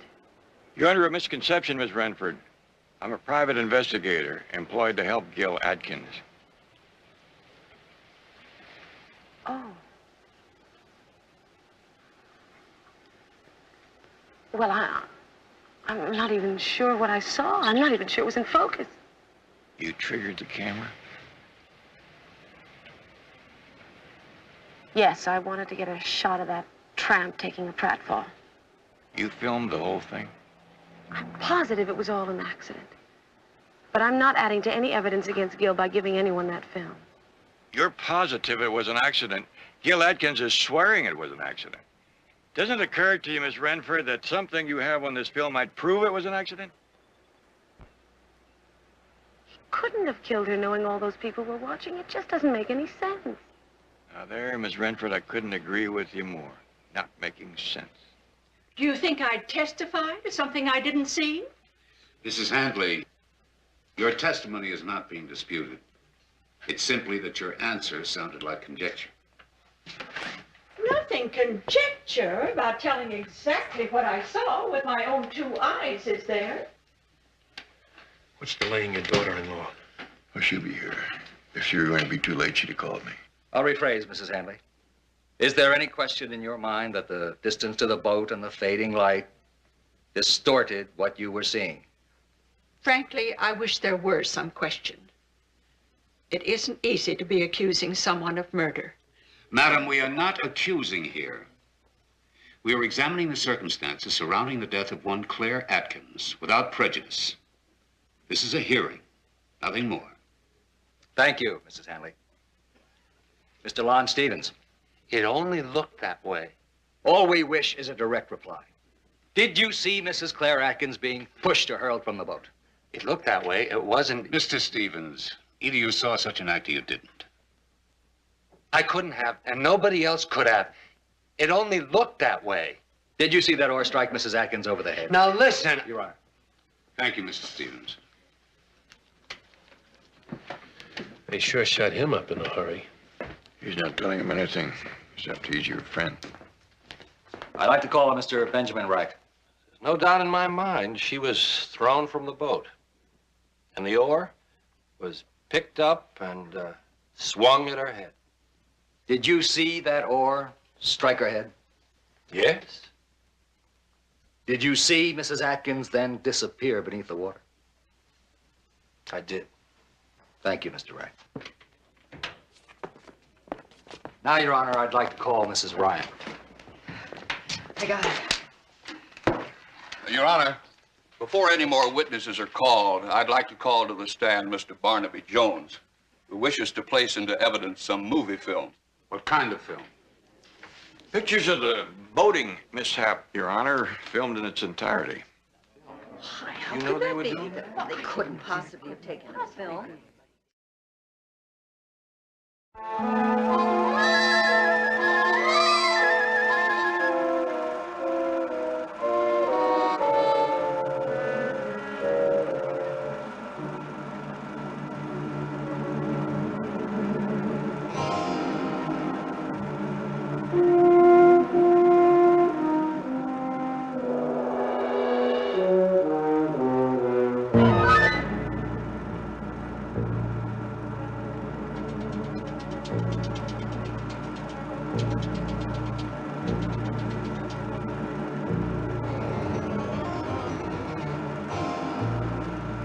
The oar didn't touch her.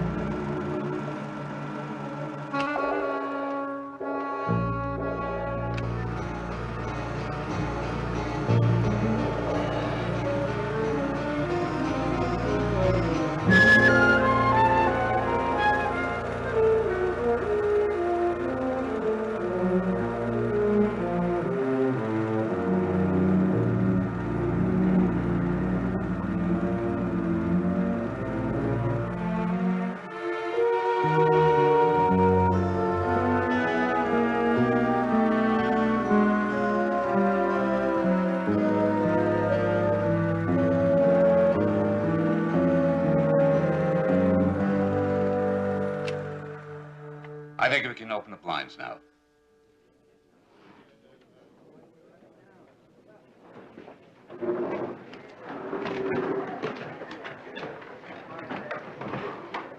Mr. Atkins, you're looking at a damn fool. Oh, don't worry about it. Sorry. That's really. all right, Mrs. Ryan. You've made a lot of people very happy, Barnaby. Congratulations. I think congratulations might be due Mr. Atkins. Right over there. may be the cleverest man I ever met. Well, thank you, Mrs. Ryan. Thank you. Don't think a thing about it. No, you were very nice about it. I don't think I'll ever trust myself either.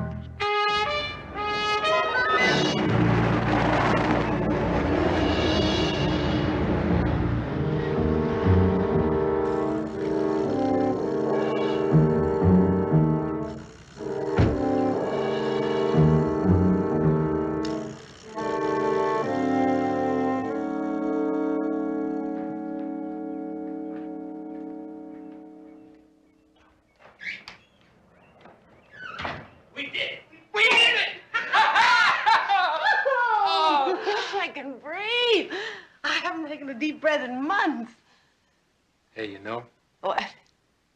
I like Claire's looks a lot better. Oh, you do? Oh,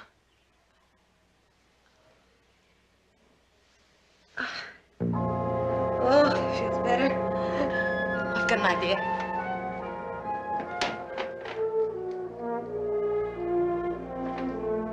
Well, if you ain't the most low-down husband I ever did see, treating a woman like a piece of dirt, ain't that the truth?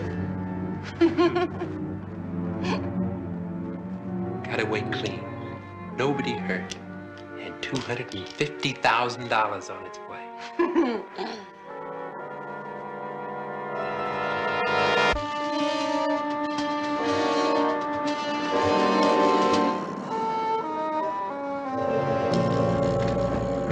$250,000? That's the figure. I don't believe it. I went over this in detail with Steve Kelton of Solar Insurance, and that's what you got coming. Well, I remember an item in the escrow papers about the lodge insurance remaining in effect, but I never gave much thought to the policy being anything more than the usual fire and theft and sufficient liability. The former owners had a lot of other business interests beside the lodge. They had a partnership clause in the policy which protected them in the event of loss of services. Kind of an ugly thought that I'll profit by Claire's death. Claire became your partner not only in marriage, but in fact when you added her name to the lodge title, a jointly owned venture in the eyes of the law. That's right, I remember. At her insistence, everything I had, bank account, so on, became jointly owned. Poor Claire, she was such an insecure person. I just thought I'd pass this information along to you, Mr. Atkins. Well, I appreciate that. Incidentally, how'd you come by this information? Making inquiries? I make a lot of routine inquiries when I'm on a case. Of course. I'm still stunned.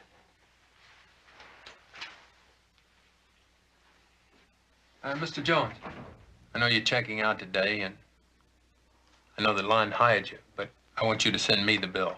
All right. I'm planning on doing a little fishing before we leave. Fishing? For what? Anything I can catch, Mr. Atkins?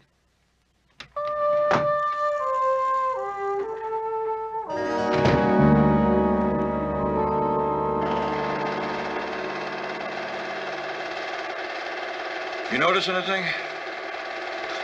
I'm not exactly an authority on wild geese. I'm not talking about the geese. I mean the way the picture jiggles a little. I don't know that my hand would be any steadier trying to follow a gaggle of geese. Now watch. Notice anything strange now? I don't think so.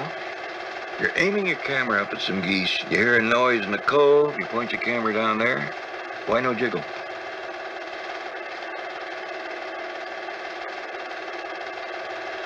Don't look at the people. Look at the end of the boat and the edge of the picture. Taken at 50 yards with a telescopic lens, hand held by Miss Renford, and it doesn't vary a hair. This camera was locked in position when she took these pictures. Oh, she wouldn't have had enough time if she saw Claire was going to fall and wanted to get a picture of it. If I were to ask Miss Renford, which I don't intend to, she'd say she used a tripod, which she forgot to mention. Well, what do we do now? Now we go fishing.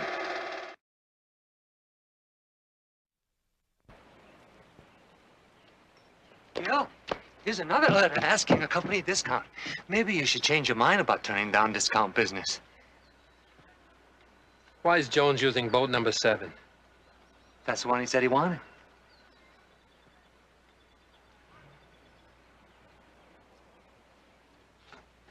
If he talks about staying over, you tell him that we have everything under reservation from tonight on. Understand? Gil? After Mr. Jones helping you, you don't want him around? It's not that, Lon. It's just that I don't want to be reminded of Claire's accident.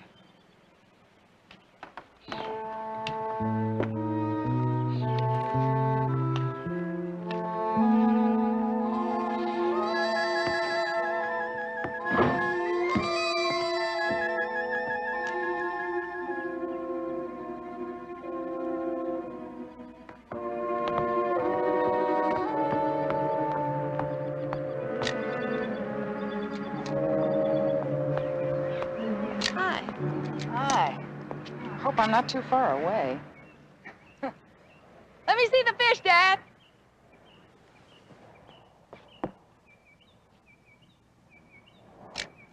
One more. Dad's the biggest fishing bug in the world. Terrific! I got it. Well, we've got to get packing. Well, I hope the weather holds for you. Thanks. Bye-bye. Bye.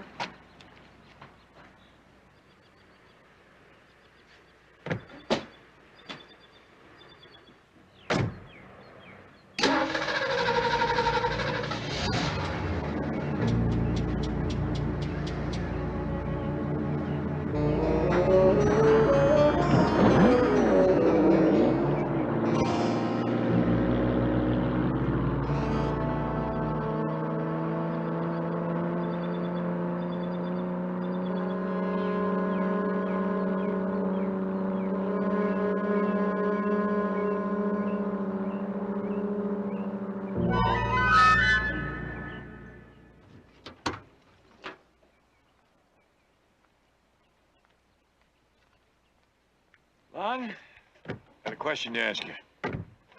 I know you think a lot of Gil. Oh, we've been through NAM together, Mr. Jones. I don't think I could have made it without Gil.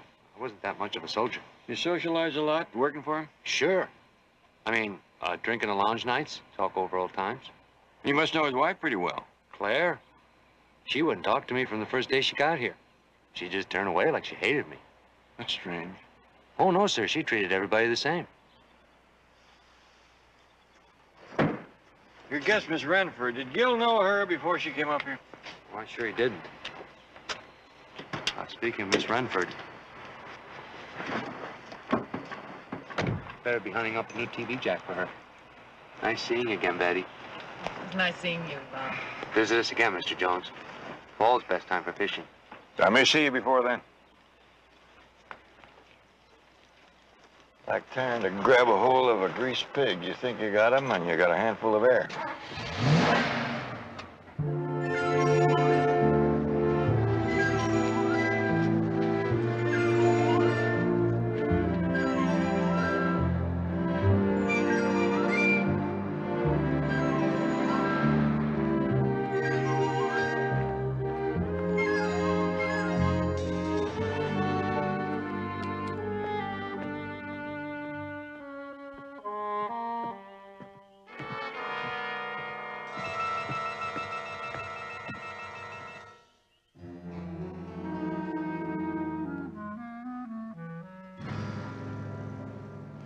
Well, maybe I should pack up and leave tonight.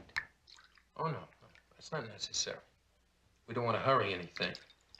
You talk to the guests, chat with them, say your goodbyes. How long do you think we'll have to wait? Shouldn't be more than a week. In the meantime, I'll put the lodge on the market. We'll get what we can get. You stay in Palm Springs. All right.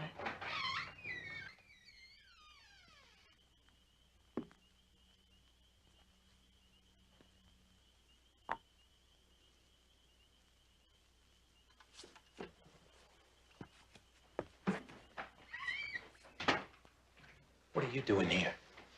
I promised I'd fix her television set. You're her. All of a sudden, he's Mr. Efficiency. It was just a trick. It's That's right. Just a trick. Nobody got hurt. And the insurance company can afford it. When I get the check, there's something in it for you. That's what it was, the insurance? Sure, that's all. $10,000 for you. Take off, live it up. You're not even involved. You don't know anything about it. You never did. And we'll call the $10,000 a loan from me to you that you never have to pay back. Hey, Lon, wait a minute. You know me better than anybody, Gil. Do you think I'd ever cheat or steal?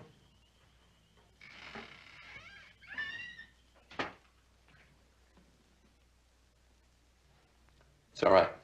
I'll talk to him. Hey, Lon! Lon, wait a minute! Lon, please! Lon, listen. Listen to me. I'm in this thing deep, and you're flushing me down the drain. Gil, I'm all mixed up. I'll say you're mixed up. You were pretty mixed up in the Kong Delta, too. I know I owe you, Gil. Owe me? I wiped your nose for 2 years. They took half a mortar shell out of my hide when I pulled you out of that mud hole. I know, Gil, I know. See, I can't go along with you anymore. What do you mean? I gotta think, Gil. Think? You never had anything to think with. Maybe. Maybe you're right. But I know enough to stop when it comes to me doing something bad.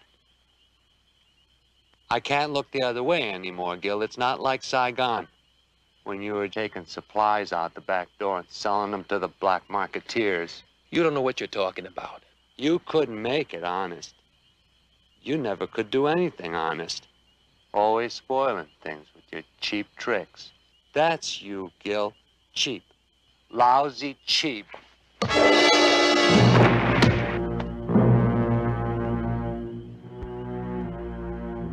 Lon? Lon?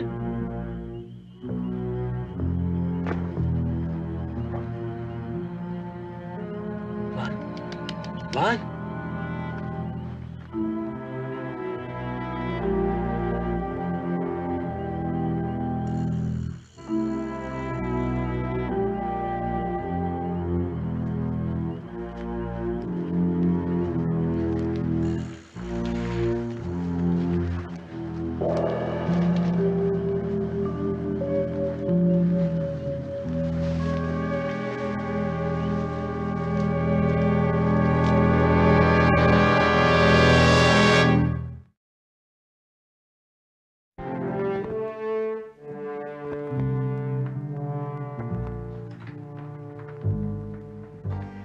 Instead of another cup of coffee, what you need is a good night's sleep. Betty. Last cup of coffee made just as done. What? What? Tell me. Give me a... Look at the length of the shadow of that oar. It's just about the same size as the oar. Well, the length of the shadow of this fishing rod, it's barely half the length of the rod itself. I'm sorry, Barnaby. I don't get it. You took these pictures of me about 5 o'clock in the afternoon. Same time, same place, boat angle the same. Everything is the same except the shadows are shorter. I was right. That film was staged. They must have done it in the early spring when the lodge was closed and the lake was still deserted. They used the same boat, same engine. They even repainted the boat. Everything was the same. The only thing they couldn't control was the seasons. Roses fade and shadows shift by Ebenezer Elliott. What teacher was that? Good old Miss Wilhelm. So now we know. And that little old statement I made at the hearing about optical illusions still stands. All those guests at the lodge who thought they were seeing Claire, what were they actually seeing? They said she was unsocial, that she drank and slept the day away, but they heard her. They heard her arguing with Sharon Renford in that cottage. Everybody heard Claire, but even Lon says he never knew her because she always avoided him. Wait a minute.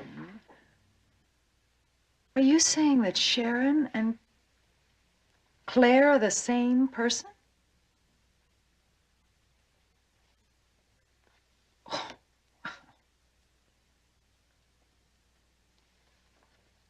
Well, then, if that's so, why didn't they make it look like an accident from the very beginning instead of a murder?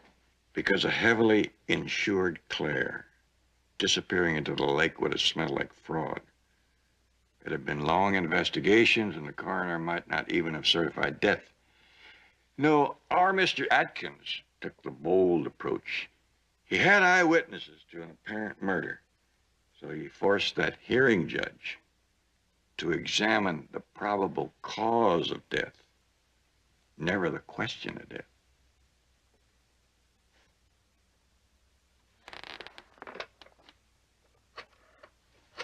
And so Claire, or Sharon, swam underwater to the shore, getting back to the cottage through the brush and the trees. That's right. Hello, Steve Kelton, please. And you can bet that if I hadn't happened onto that stage film, they would have found a way to have some deputy sheriff just happen on it. Hello, Steve. Barnaby Jones. How would you like to save $250,000 on that Atkin policy? That's right. Hold up payment.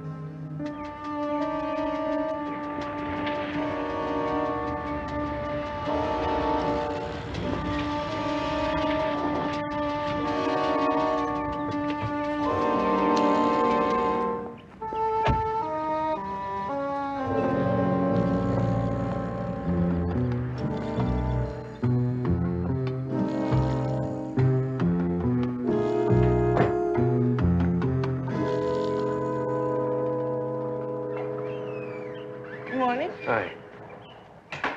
How did it all go with Lon? With Lon? Well, he was happy enough to leave last night. Why shouldn't he be? He's getting $25,000. Is there something else wrong? I heard from the insurance company.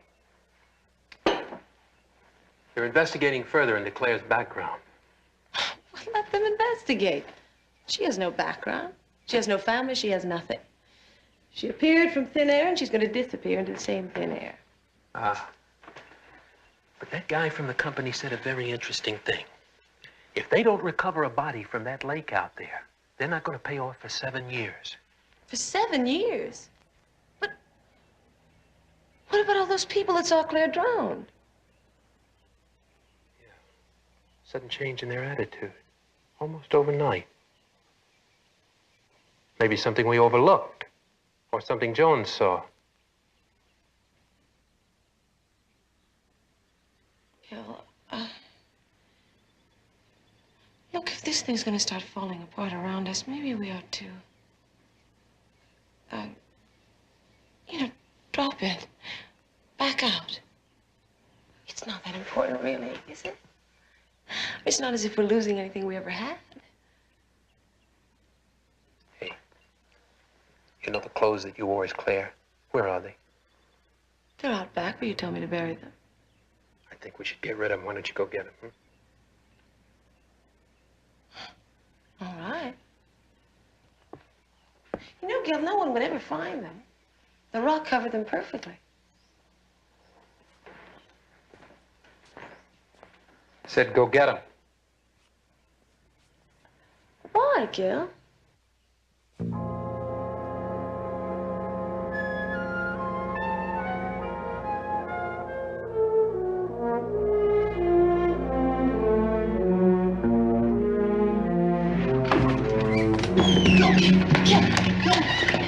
Gil, Lon knows. Lon knows. If what you're thinking is for them to find Claire's body in the lake, Lon knows. Yeah, the secret's buried with him. Yes, ma'am. We have your reservation right here. Just let us know when you'll be arriving. Thank you. Good afternoon. Is Lon Stevens around? No, sir. He's no longer with us.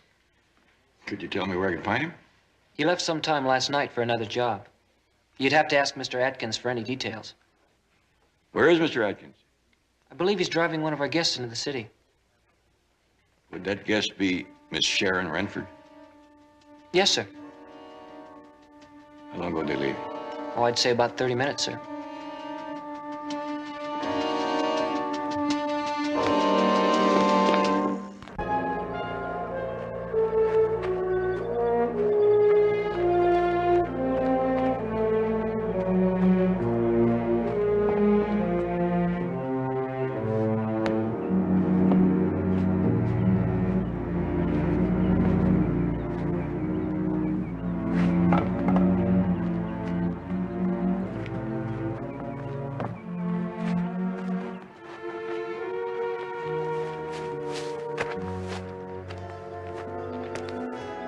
Never mind casting off. I'm betting she's still alive. You're going to need water in her lungs. Well, now, that is something I didn't figure, you're having a gun. But I guess it just proves that you never were quite sure of yourself right from the beginning. It's all over, Mr. Atkins. A man as smart as you has got to know that once you start swinging wild, everything goes downhill. What did you tell the insurance company? Among other things, to watch your next move. You do move fast, Mr. Atkins. Why aren't the sheriff's men here? As a professional, I have got to admire the way you put everything together, especially the play acting by Miss Renford here. She's quite a gal. And the way you use remote control on the camera. No third party, cuts down expenses. You didn't call the sheriff, did you? You weren't that sure of yourself. Don't you even want to know where you slipped up? Just a plain little boat oar, part of it.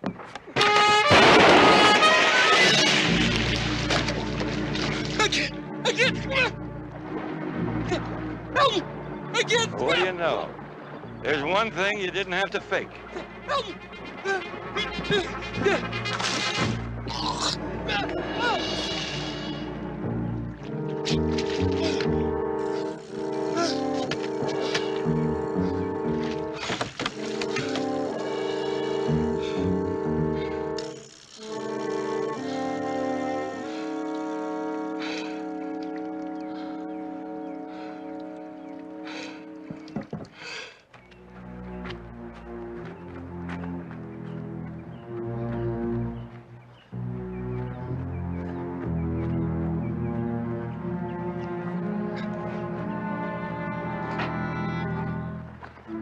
Gil?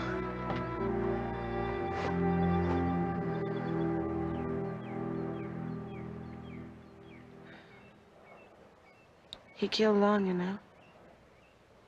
That's what I figured when I called the police. They've got dogs out around the lodge now. Nobody was supposed to get hurt. It generally starts out that way.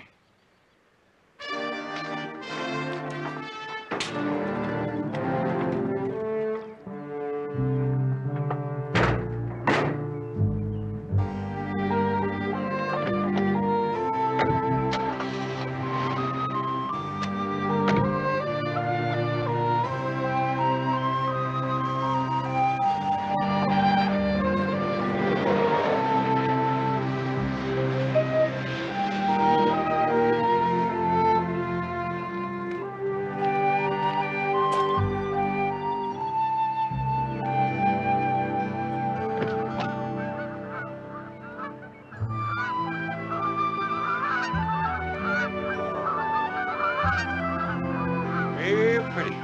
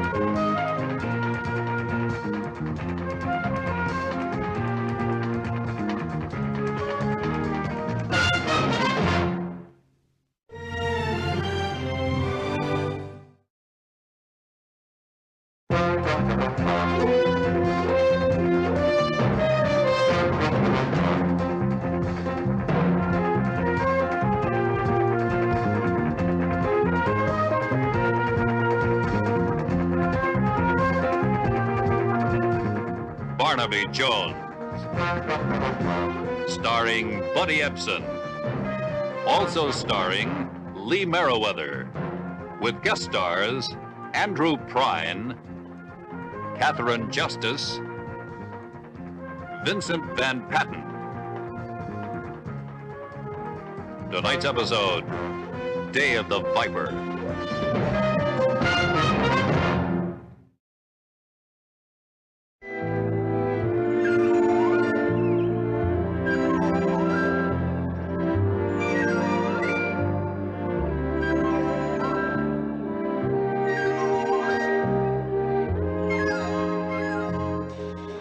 Set for the kill.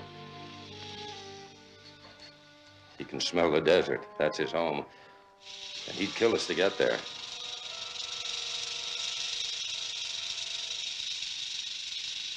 Take the loot, Kevin.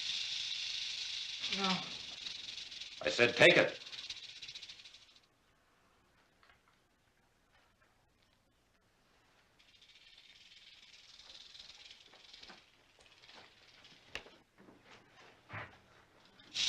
Get him into the cage.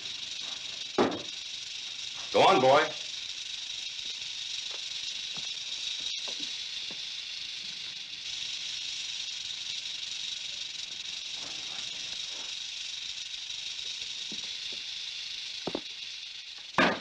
That's not bad.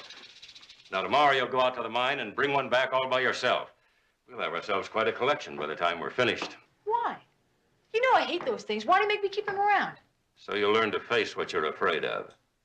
No matter what it is. When I'm gone, you're going to have to make your way alone. I just want you to grow up, to be a man. Anyone would want that for his son. I'm not your son. You sure don't let me forget that sometimes. But like it or not, I'm responsible. You don't really care about me. I'm just something you think you can make into whatever you like. I wish I never came here. You're going to regret those words one day, Kevin. No, I'm not.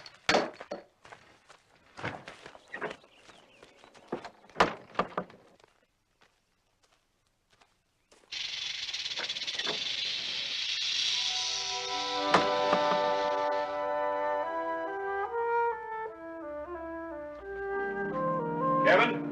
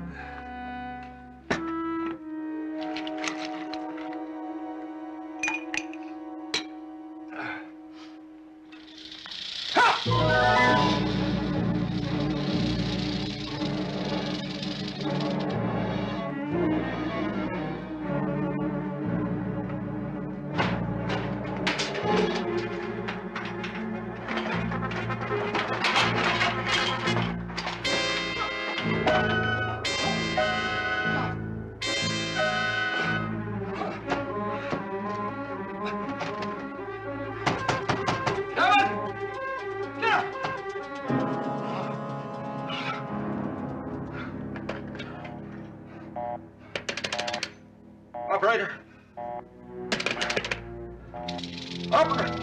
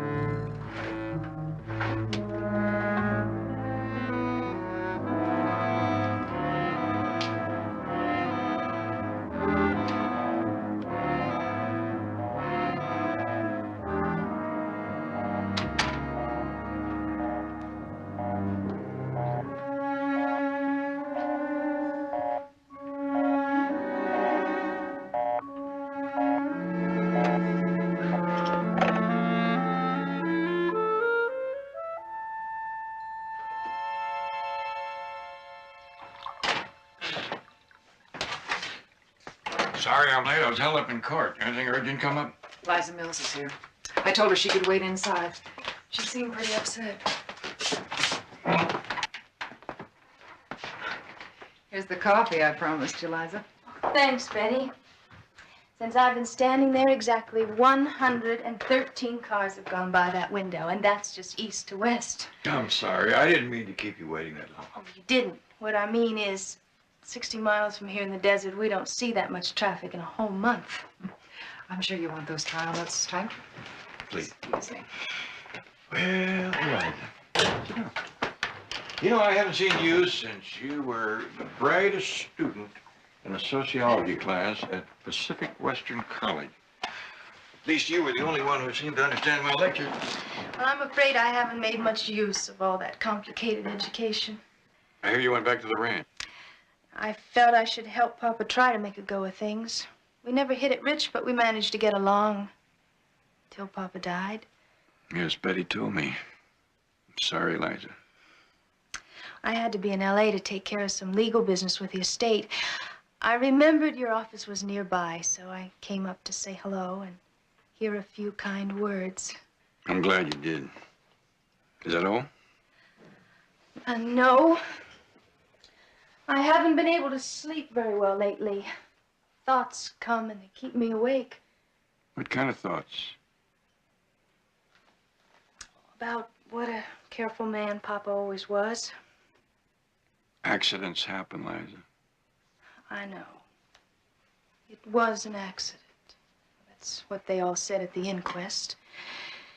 But I couldn't help wondering, since my stepbrother Kevin almost got bitten last month, Papa made sure that we each had our own snake bite kit. He kept his in the den bathroom. It was missing on the day he was killed. Did you mention that at the inquest? Yes, they said it wasn't evidence of anything, that he could have mislaid it. Oh, that's true. I mean, Papa could have lost it anywhere on the ranch. But I can't get rid of these thoughts. I need help, Barnaby. Someone to show me for sure that it was an accident. So I can sleep again.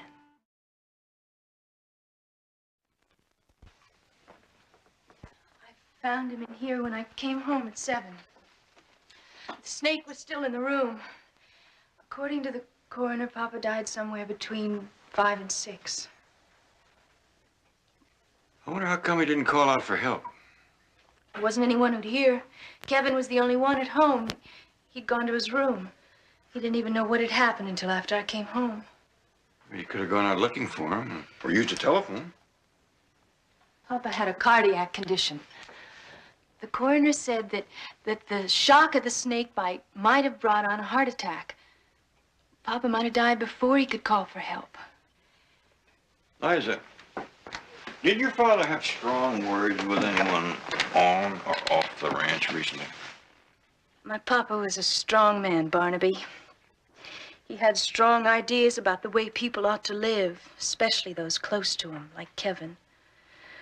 And Kevin, well, sometimes he'd get his back up and explode if he felt Papa was pushing him too hard. Did it ever get violent? What you're asking is, could Kevin have ever harmed Papa? The answer is no. With all the arguing, Kevin worshiped Papa. Papa took him in when he was an orphan. All Kevin ever wanted was for Papa to look on him as his own son.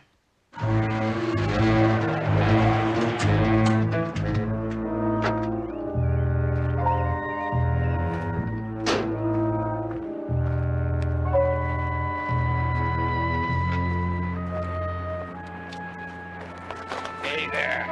Oh, I'm glad you're back. Jim Howard, meet Barnaby Jones. Oh, howdy. Well, I'm sorry I couldn't be here to meet you, Mr. Jones. Liza's told me a lot about you. Listen, I saw Mr. Meadows at the land office, and he's going to try to find a buyer for the property. Oh, you're planning on selling the ranch? Well, Liza is. I just take orders. Well, we're married anyway. Then I get to be the boss, at least on national holidays. In the meantime, I could eat 10 horses. Oh, well, would you settle for some very large hamburgers? You talked me into it. Would you stay for lunch, Mr. Jones? Well, I'm afraid I can't today, thanks. I want to see the sheriff before I go home. In that case, I get his hamburger. If you're that hungry, I better get started. I'll let you know when they're ready. Okay. What do you want to see the sheriff about, Mr. Jones? I just want to check out a few facts. Eliza wants to make sure your father's death was an accident. I know that it's difficult for Liza to face the fact that her father's dead, but he is. Now, I think that the best thing for her is to get back to a normal life. Well, her father was killed in his own home by a rattlesnake, which isn't exactly a normal event. Mm-hmm. Well, playing private eye isn't going to bring Mr. Mills back either. Mr. Howard, I play at a lot of things. Horseshoe pitching with a neighbor's grandchildren. Odd game of poker now and then. I even take a crack at the crossword puzzle in the Sunday paper. But I never play with murder. Murder? Well, that's the first time that word's come up.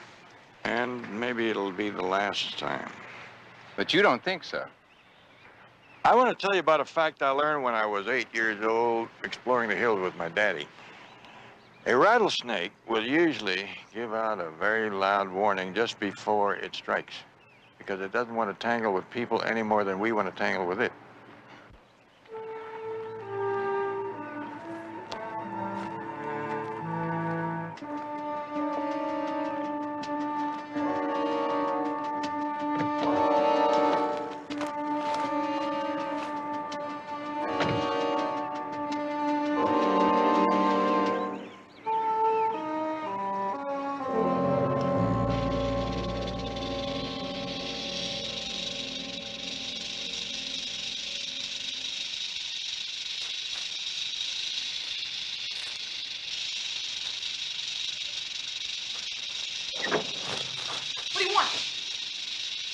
I don't mind telling you, but those things make me a little nervous.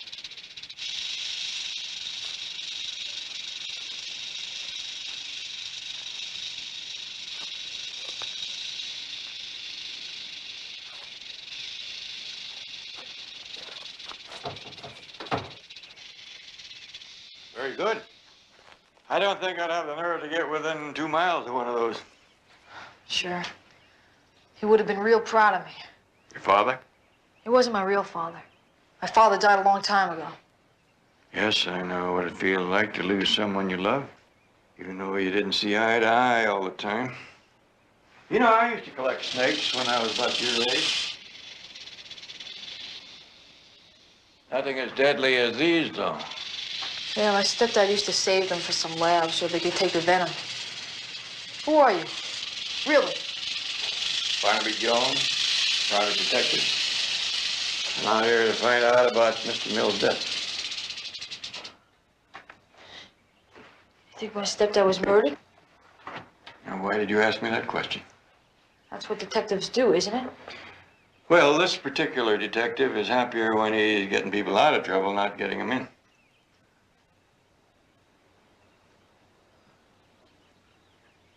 I guess I'm in trouble. Why? Because I'm the one who gets blamed when things go wrong. I'm incorrigible. Incorrigible? Who told you that? It was in my report at the foster home before I came here. If my stepdad was murdered, people are going to say I did it. Incorrigible is an awful big word that I think some people use when they don't know how to deal with a young man of spirit. Doesn't matter what you think. Doesn't matter what anybody thinks. That's right, Kevin. It's what you know inside that counts.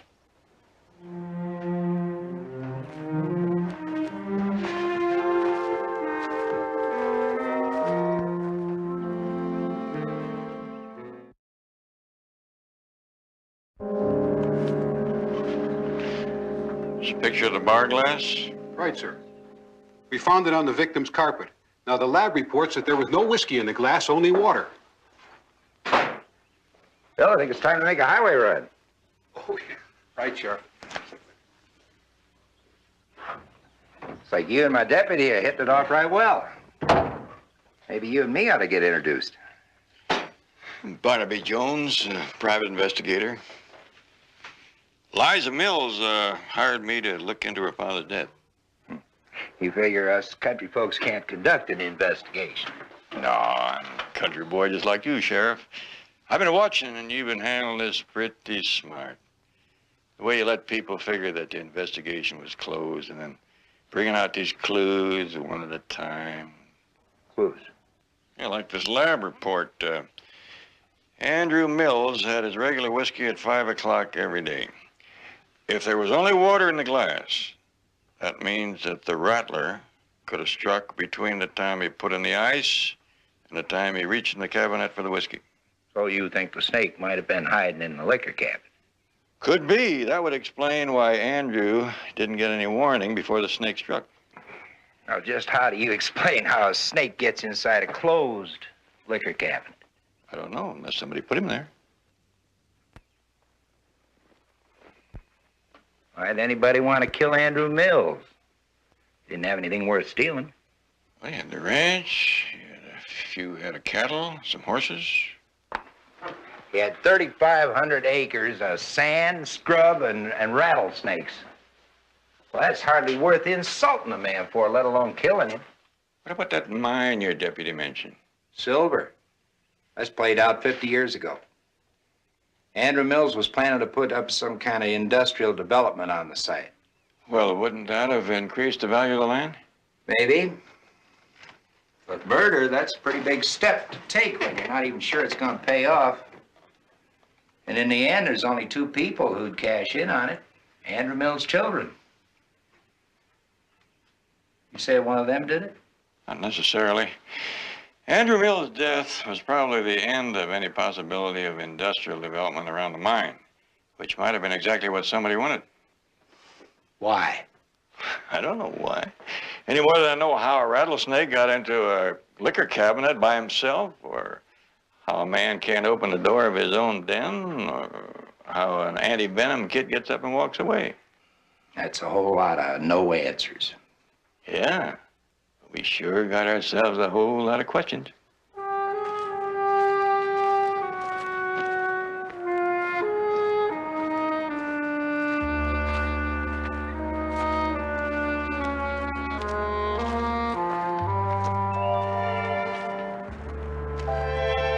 Kevin?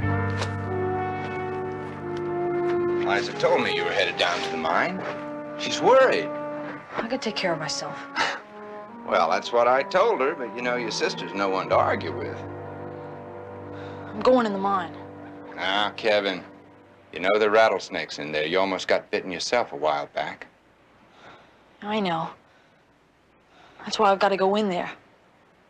I've been afraid to go back in there. My dad said I'd have to face down my fears or I'd never have any peace.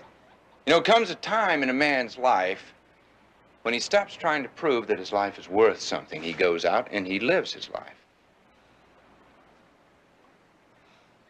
That man who was here, Mr. Jones, he's here to find out if my stepdad was murdered. Kevin, in the world we live in, nobody cares about truth or lies or innocence or guilt. When something bad happens, they look for somebody to blame. Usually somebody who can't answer back or can't fight back by themselves. What do you mean? This Mr. Jones doesn't owe us anything. He's out to find himself a killer, and he might decide that you're as good a candidate as anybody. I didn't kill my father. I know you didn't. Just like I know how careful you were about those snakes. I know that you made sure every one of them were back in their cages and that you shut the cage doors just like you were supposed to. I know you didn't forget and leave one of them out by mistake.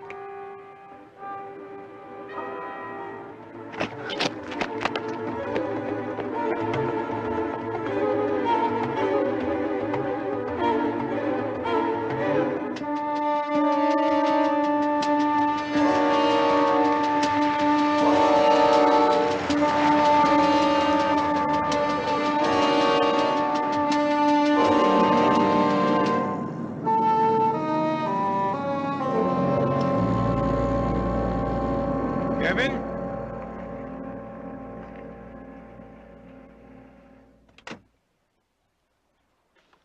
Kevin, you all right? Hey, I thought we were friends.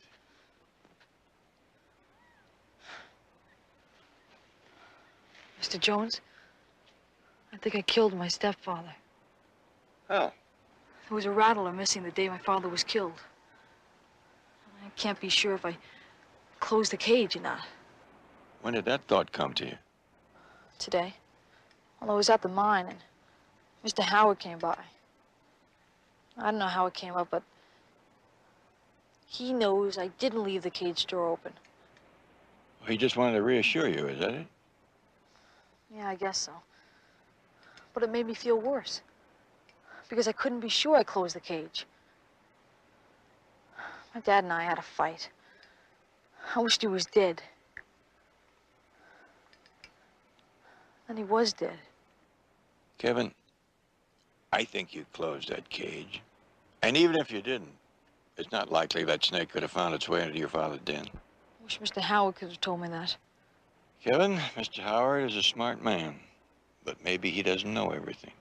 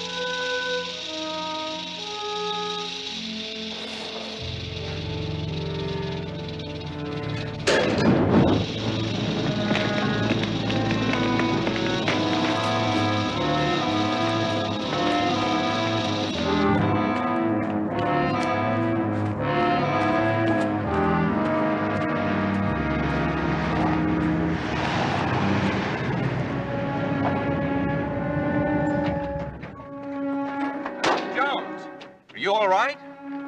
Yeah, for a fellow who was almost a meal for a bunch of rattlesnakes, I'm fine. I saw you headed for the mine, and I came up to warn you. Don't you know about those snakes? Yeah, I knew they were in there. What I didn't understand was how come a couple of them showed up behind me just as I was leaving. Well, Mr. Jones, the only thing I know about rattlesnakes is they got the right of way. Lucky thing I found that kerosene lantern. Wonder how it got in a mine that nobody uses anymore. Kevin comes up here quite a lot.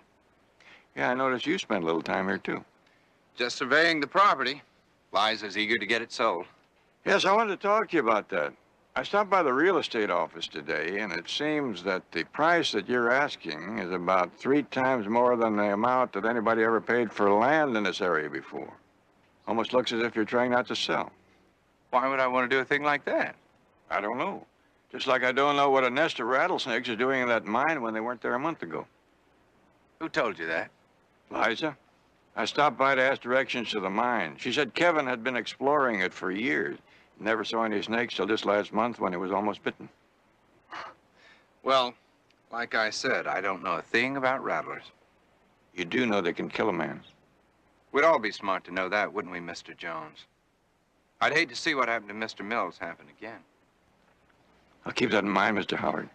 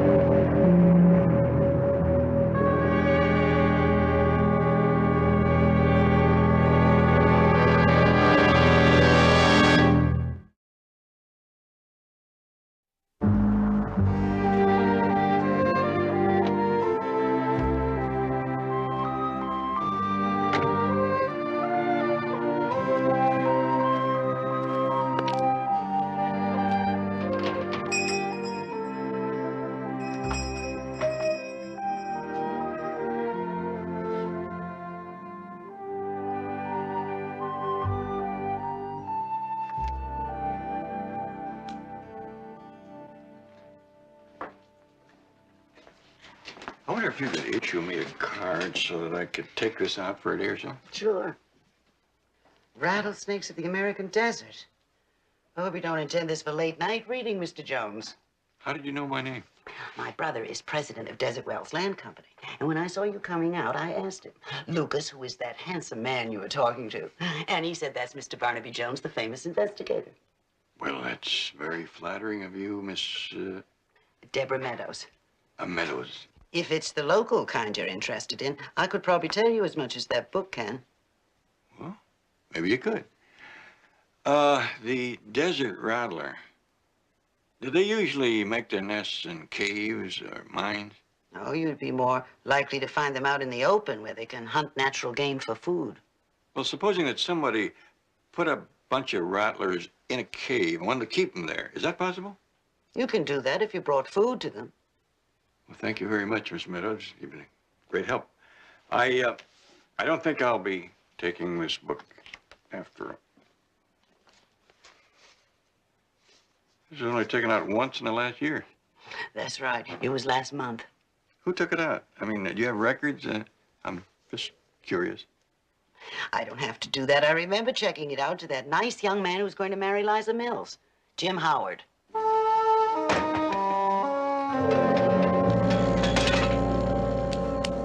Mr. Howard? Liza told me you were coming into town to buy some tools, figuring on doing some digging. Putting up some new fencing. Anything wrong? Oh, nothing all that serious. I just want to tell you that it's a pleasure to meet somebody these days who is modest about his attainments. Well, if you're talking about me, I'm not sure I deserve the compliment. Oh, I think you do. You told me you didn't know anything about snakes. I bet you picked up a barn full of facts from this.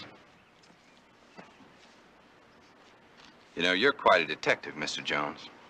Well, I wouldn't say that. I just go poking around. People kind of throw things my way. Oh, no. I'd say that you were very, very good. You know, if I was a man with a guilty conscience, I'd be awfully worried if I had you coming after me. Well, you don't seem to be worried. I'm not. You see, I took out that book, but not for myself. What'd you take it out for? For Kevin. He was becoming interested in the subject, and I thought he'd like the book. Well, it was very kind of you.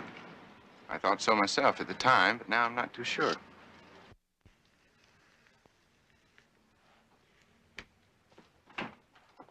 Lieutenant Hager just called. He checked with the Records and Identification Division. There is no criminal record for anyone named Jim Howard. I kind of expected that. Betty, let's check on these prints. He grabbed the book with both hands, so there should be a perfect set. Do you think he has a record under another name? I think Mr. Howard is a very smart man who isn't worried at all that I'm not buying his act. And that's what worries me. Maybe he doesn't have anything to be worried about. Maybe. Maybe he's figured out a way to cover up his tracks, which means somebody else is in danger. Matador's gone. I had to put him away. You had to do what? Well, he was getting old and sick. He wasn't working out anymore. I had to get rid of him. He was my horse. My dad gave him to me. Yeah, well, that's all over now, Kevin. For whatever time you're going to be here, you're going to have to do things my way. What do you mean for whatever time I'm going to be here? You know, your stepdad was very worried about you, Kevin. He talked to me about sending you away to some kind of school. School? You mean an institution? A place where you could get some help. You think there's something wrong with me? I'm just telling you what your dad said. You're a liar. My dad wasn't gonna send me any place. He wouldn't have let the kill Matador either. If I was a man, I'd...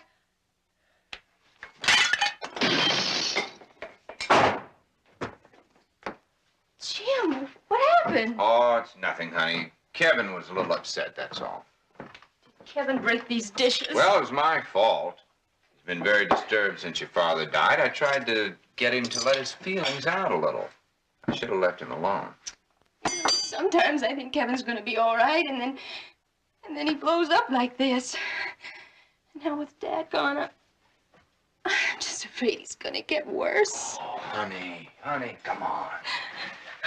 Listen, we've got to stand by him now. We can't turn our backs on him. I can't help worrying about all of us. Well, don't you worry, honey. I'm here now. The report on the prints came back from R&I Division. So, Mr. Howard does have a record after all. 2 years in federal prison under the name of Jim Howard Haig. Your intuition was right. Yeah, but that's like having a $10,000 car with a broken wheel.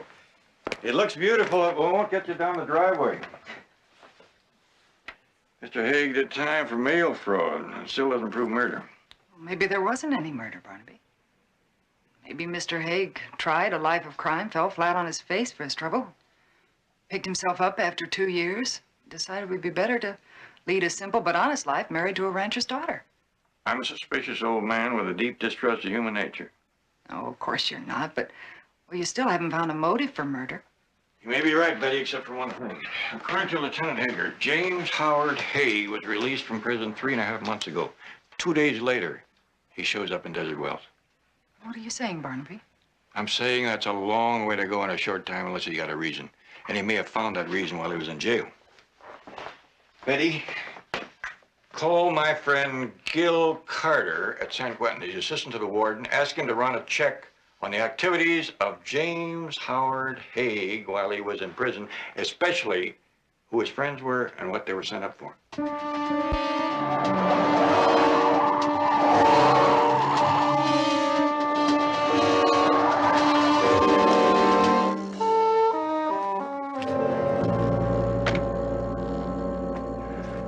Barnaby, I called your office. Betty said that you were coming out. What's the matter, Liza? It's Kevin. I think that he had something to do with Dad's death. Liza, do you know what you're saying? Yes. What happened? You remember asking what happened to Dad's snake bite kit? Why he didn't have it with him when he was bitten? Yeah. I found this morning. It was in Kevin's room.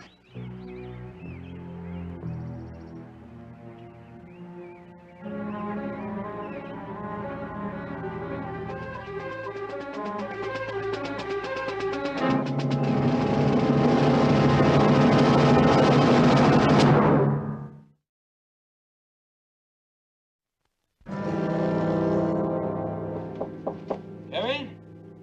Barnaby Jones.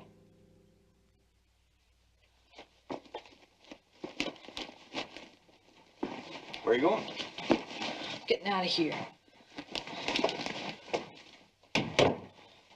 Well, if you're going to do some traveling, you're going to need money. And you're going to need friends wherever you go. I don't need friends. Everybody needs a friend, Kevin. We said we were going to be friends, you and I. We can't go back on that. Why do you want to be my friend? Everybody thinks I killed Mr. Mills. Not everybody. You think I'd be afraid to do it? Murder doesn't take courage, Kevin. It takes a certain kind of cowardice, and you're not a coward. What'll I do? Let's go out there. The two of us. Show folks we're not running away.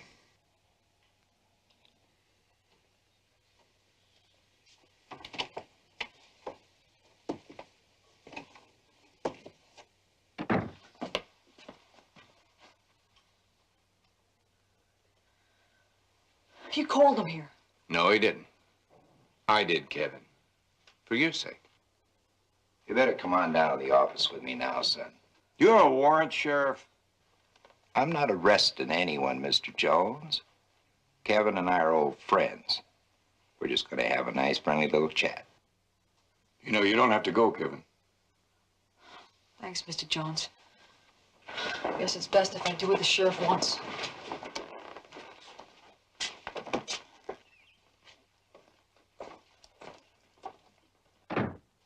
You've come a long way from San Quentin, Mr. Haig.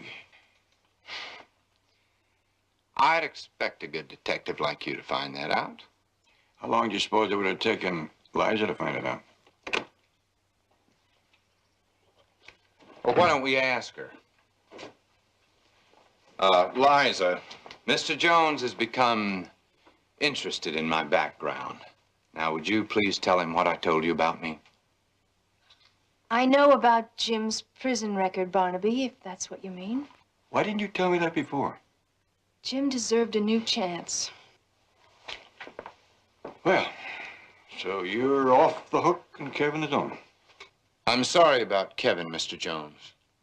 Now, he needs understanding, and we're going to see that he gets it. It's very noble of you. Of course, some people might say that nobility is the last refuge of liars. Are you calling me a liar? I'll let you know when this is over. It's over now, Mr. Jones. Liza won't be needing you anymore. Well, Kevin does. And as long as I've got a client, I think I'll hang around.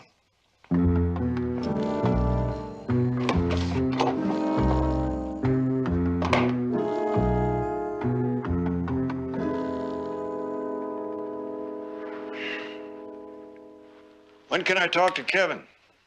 Oh, as soon as the sheriff gets through talking to him. Your move. Sheriff's Department, Bailey here. For you. Yeah. Barnaby, I just got a call from your friend at San Quentin, Mr. Carter. It seems that Jim Howard Haig's cellmate for 18 months was a man named Louis Whitaker. Does that mean anything? It could mean everything. Thanks. Where can I get a surveyor's map of this area? Over at the land company office. Be back in 10 minutes. Tell the sheriff I want to talk to him. Hey, Barnaby, don't you want to finish the game? I just jumped your king.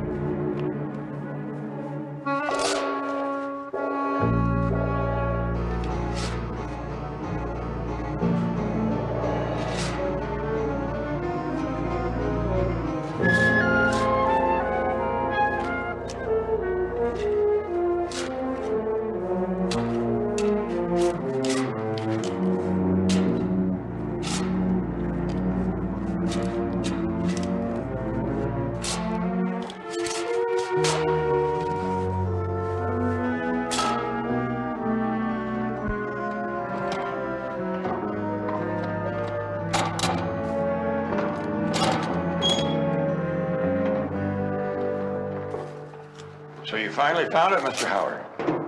Was it worth it? How did you get in here? Same way you did. When I found out who your cellmate was, I knew what those rattlesnakes you put down here were guarding. I figured there was another way to get into the mine. You went to a lot of trouble, Mr. Howard. Too bad it won't buy you anything but a prison cell for the rest of your life. There's no law against looking for stolen money. And you don't mind turning it over. Don't touch it. I didn't mean to kill Mills. Until he got in your way. You knew that Lou Whitaker buried the loot down in this mine somewhere, but you didn't know the exact spot. Then when you found out that Mills was planning to develop this site, you knew that meant sealing the mine and probably covering over the money forever, so you had to stop him. Look, there's over $300,000 in here. Why don't we split it? We could both live good for the rest of our lives. I already live good, Mr. Howard, and I don't need to be rich to do it. It has to do with other things. You had a chance at those things and you threw them away. A woman who loved you, a boy that you could have befriended, an old man that gave you a chance at a new life. You had it all. You threw it away for nothing.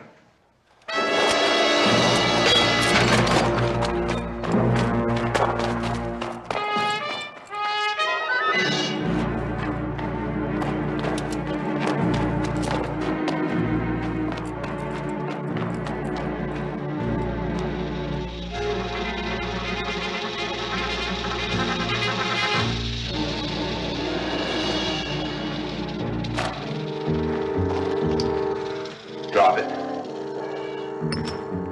It's my turn now. I'm sorry, Mr. Jones, but in the game we're playing, nice guys really do finish last. That's what you were doing, wasn't it? Playing a game. What else is there?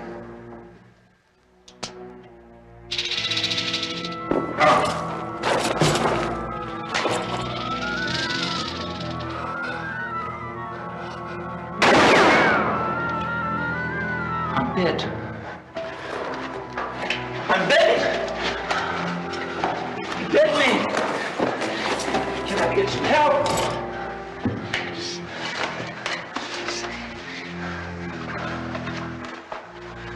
Don't let me die. What's the matter, Mr. Howard? Game getting a little too rough for you?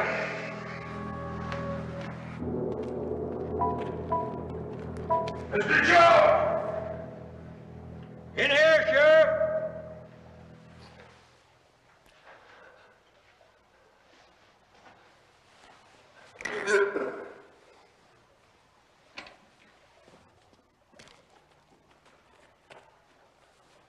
You got here just in time, Sheriff. Money's over there in that box. What happened to him? One of his namesakes got to him. You can arrest him for the murder of Andrew Mills. Take him in.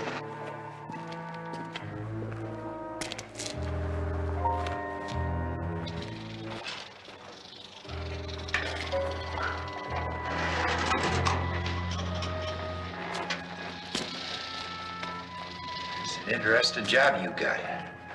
I'm just a country boy like you, Sheriff, trying to get through the day.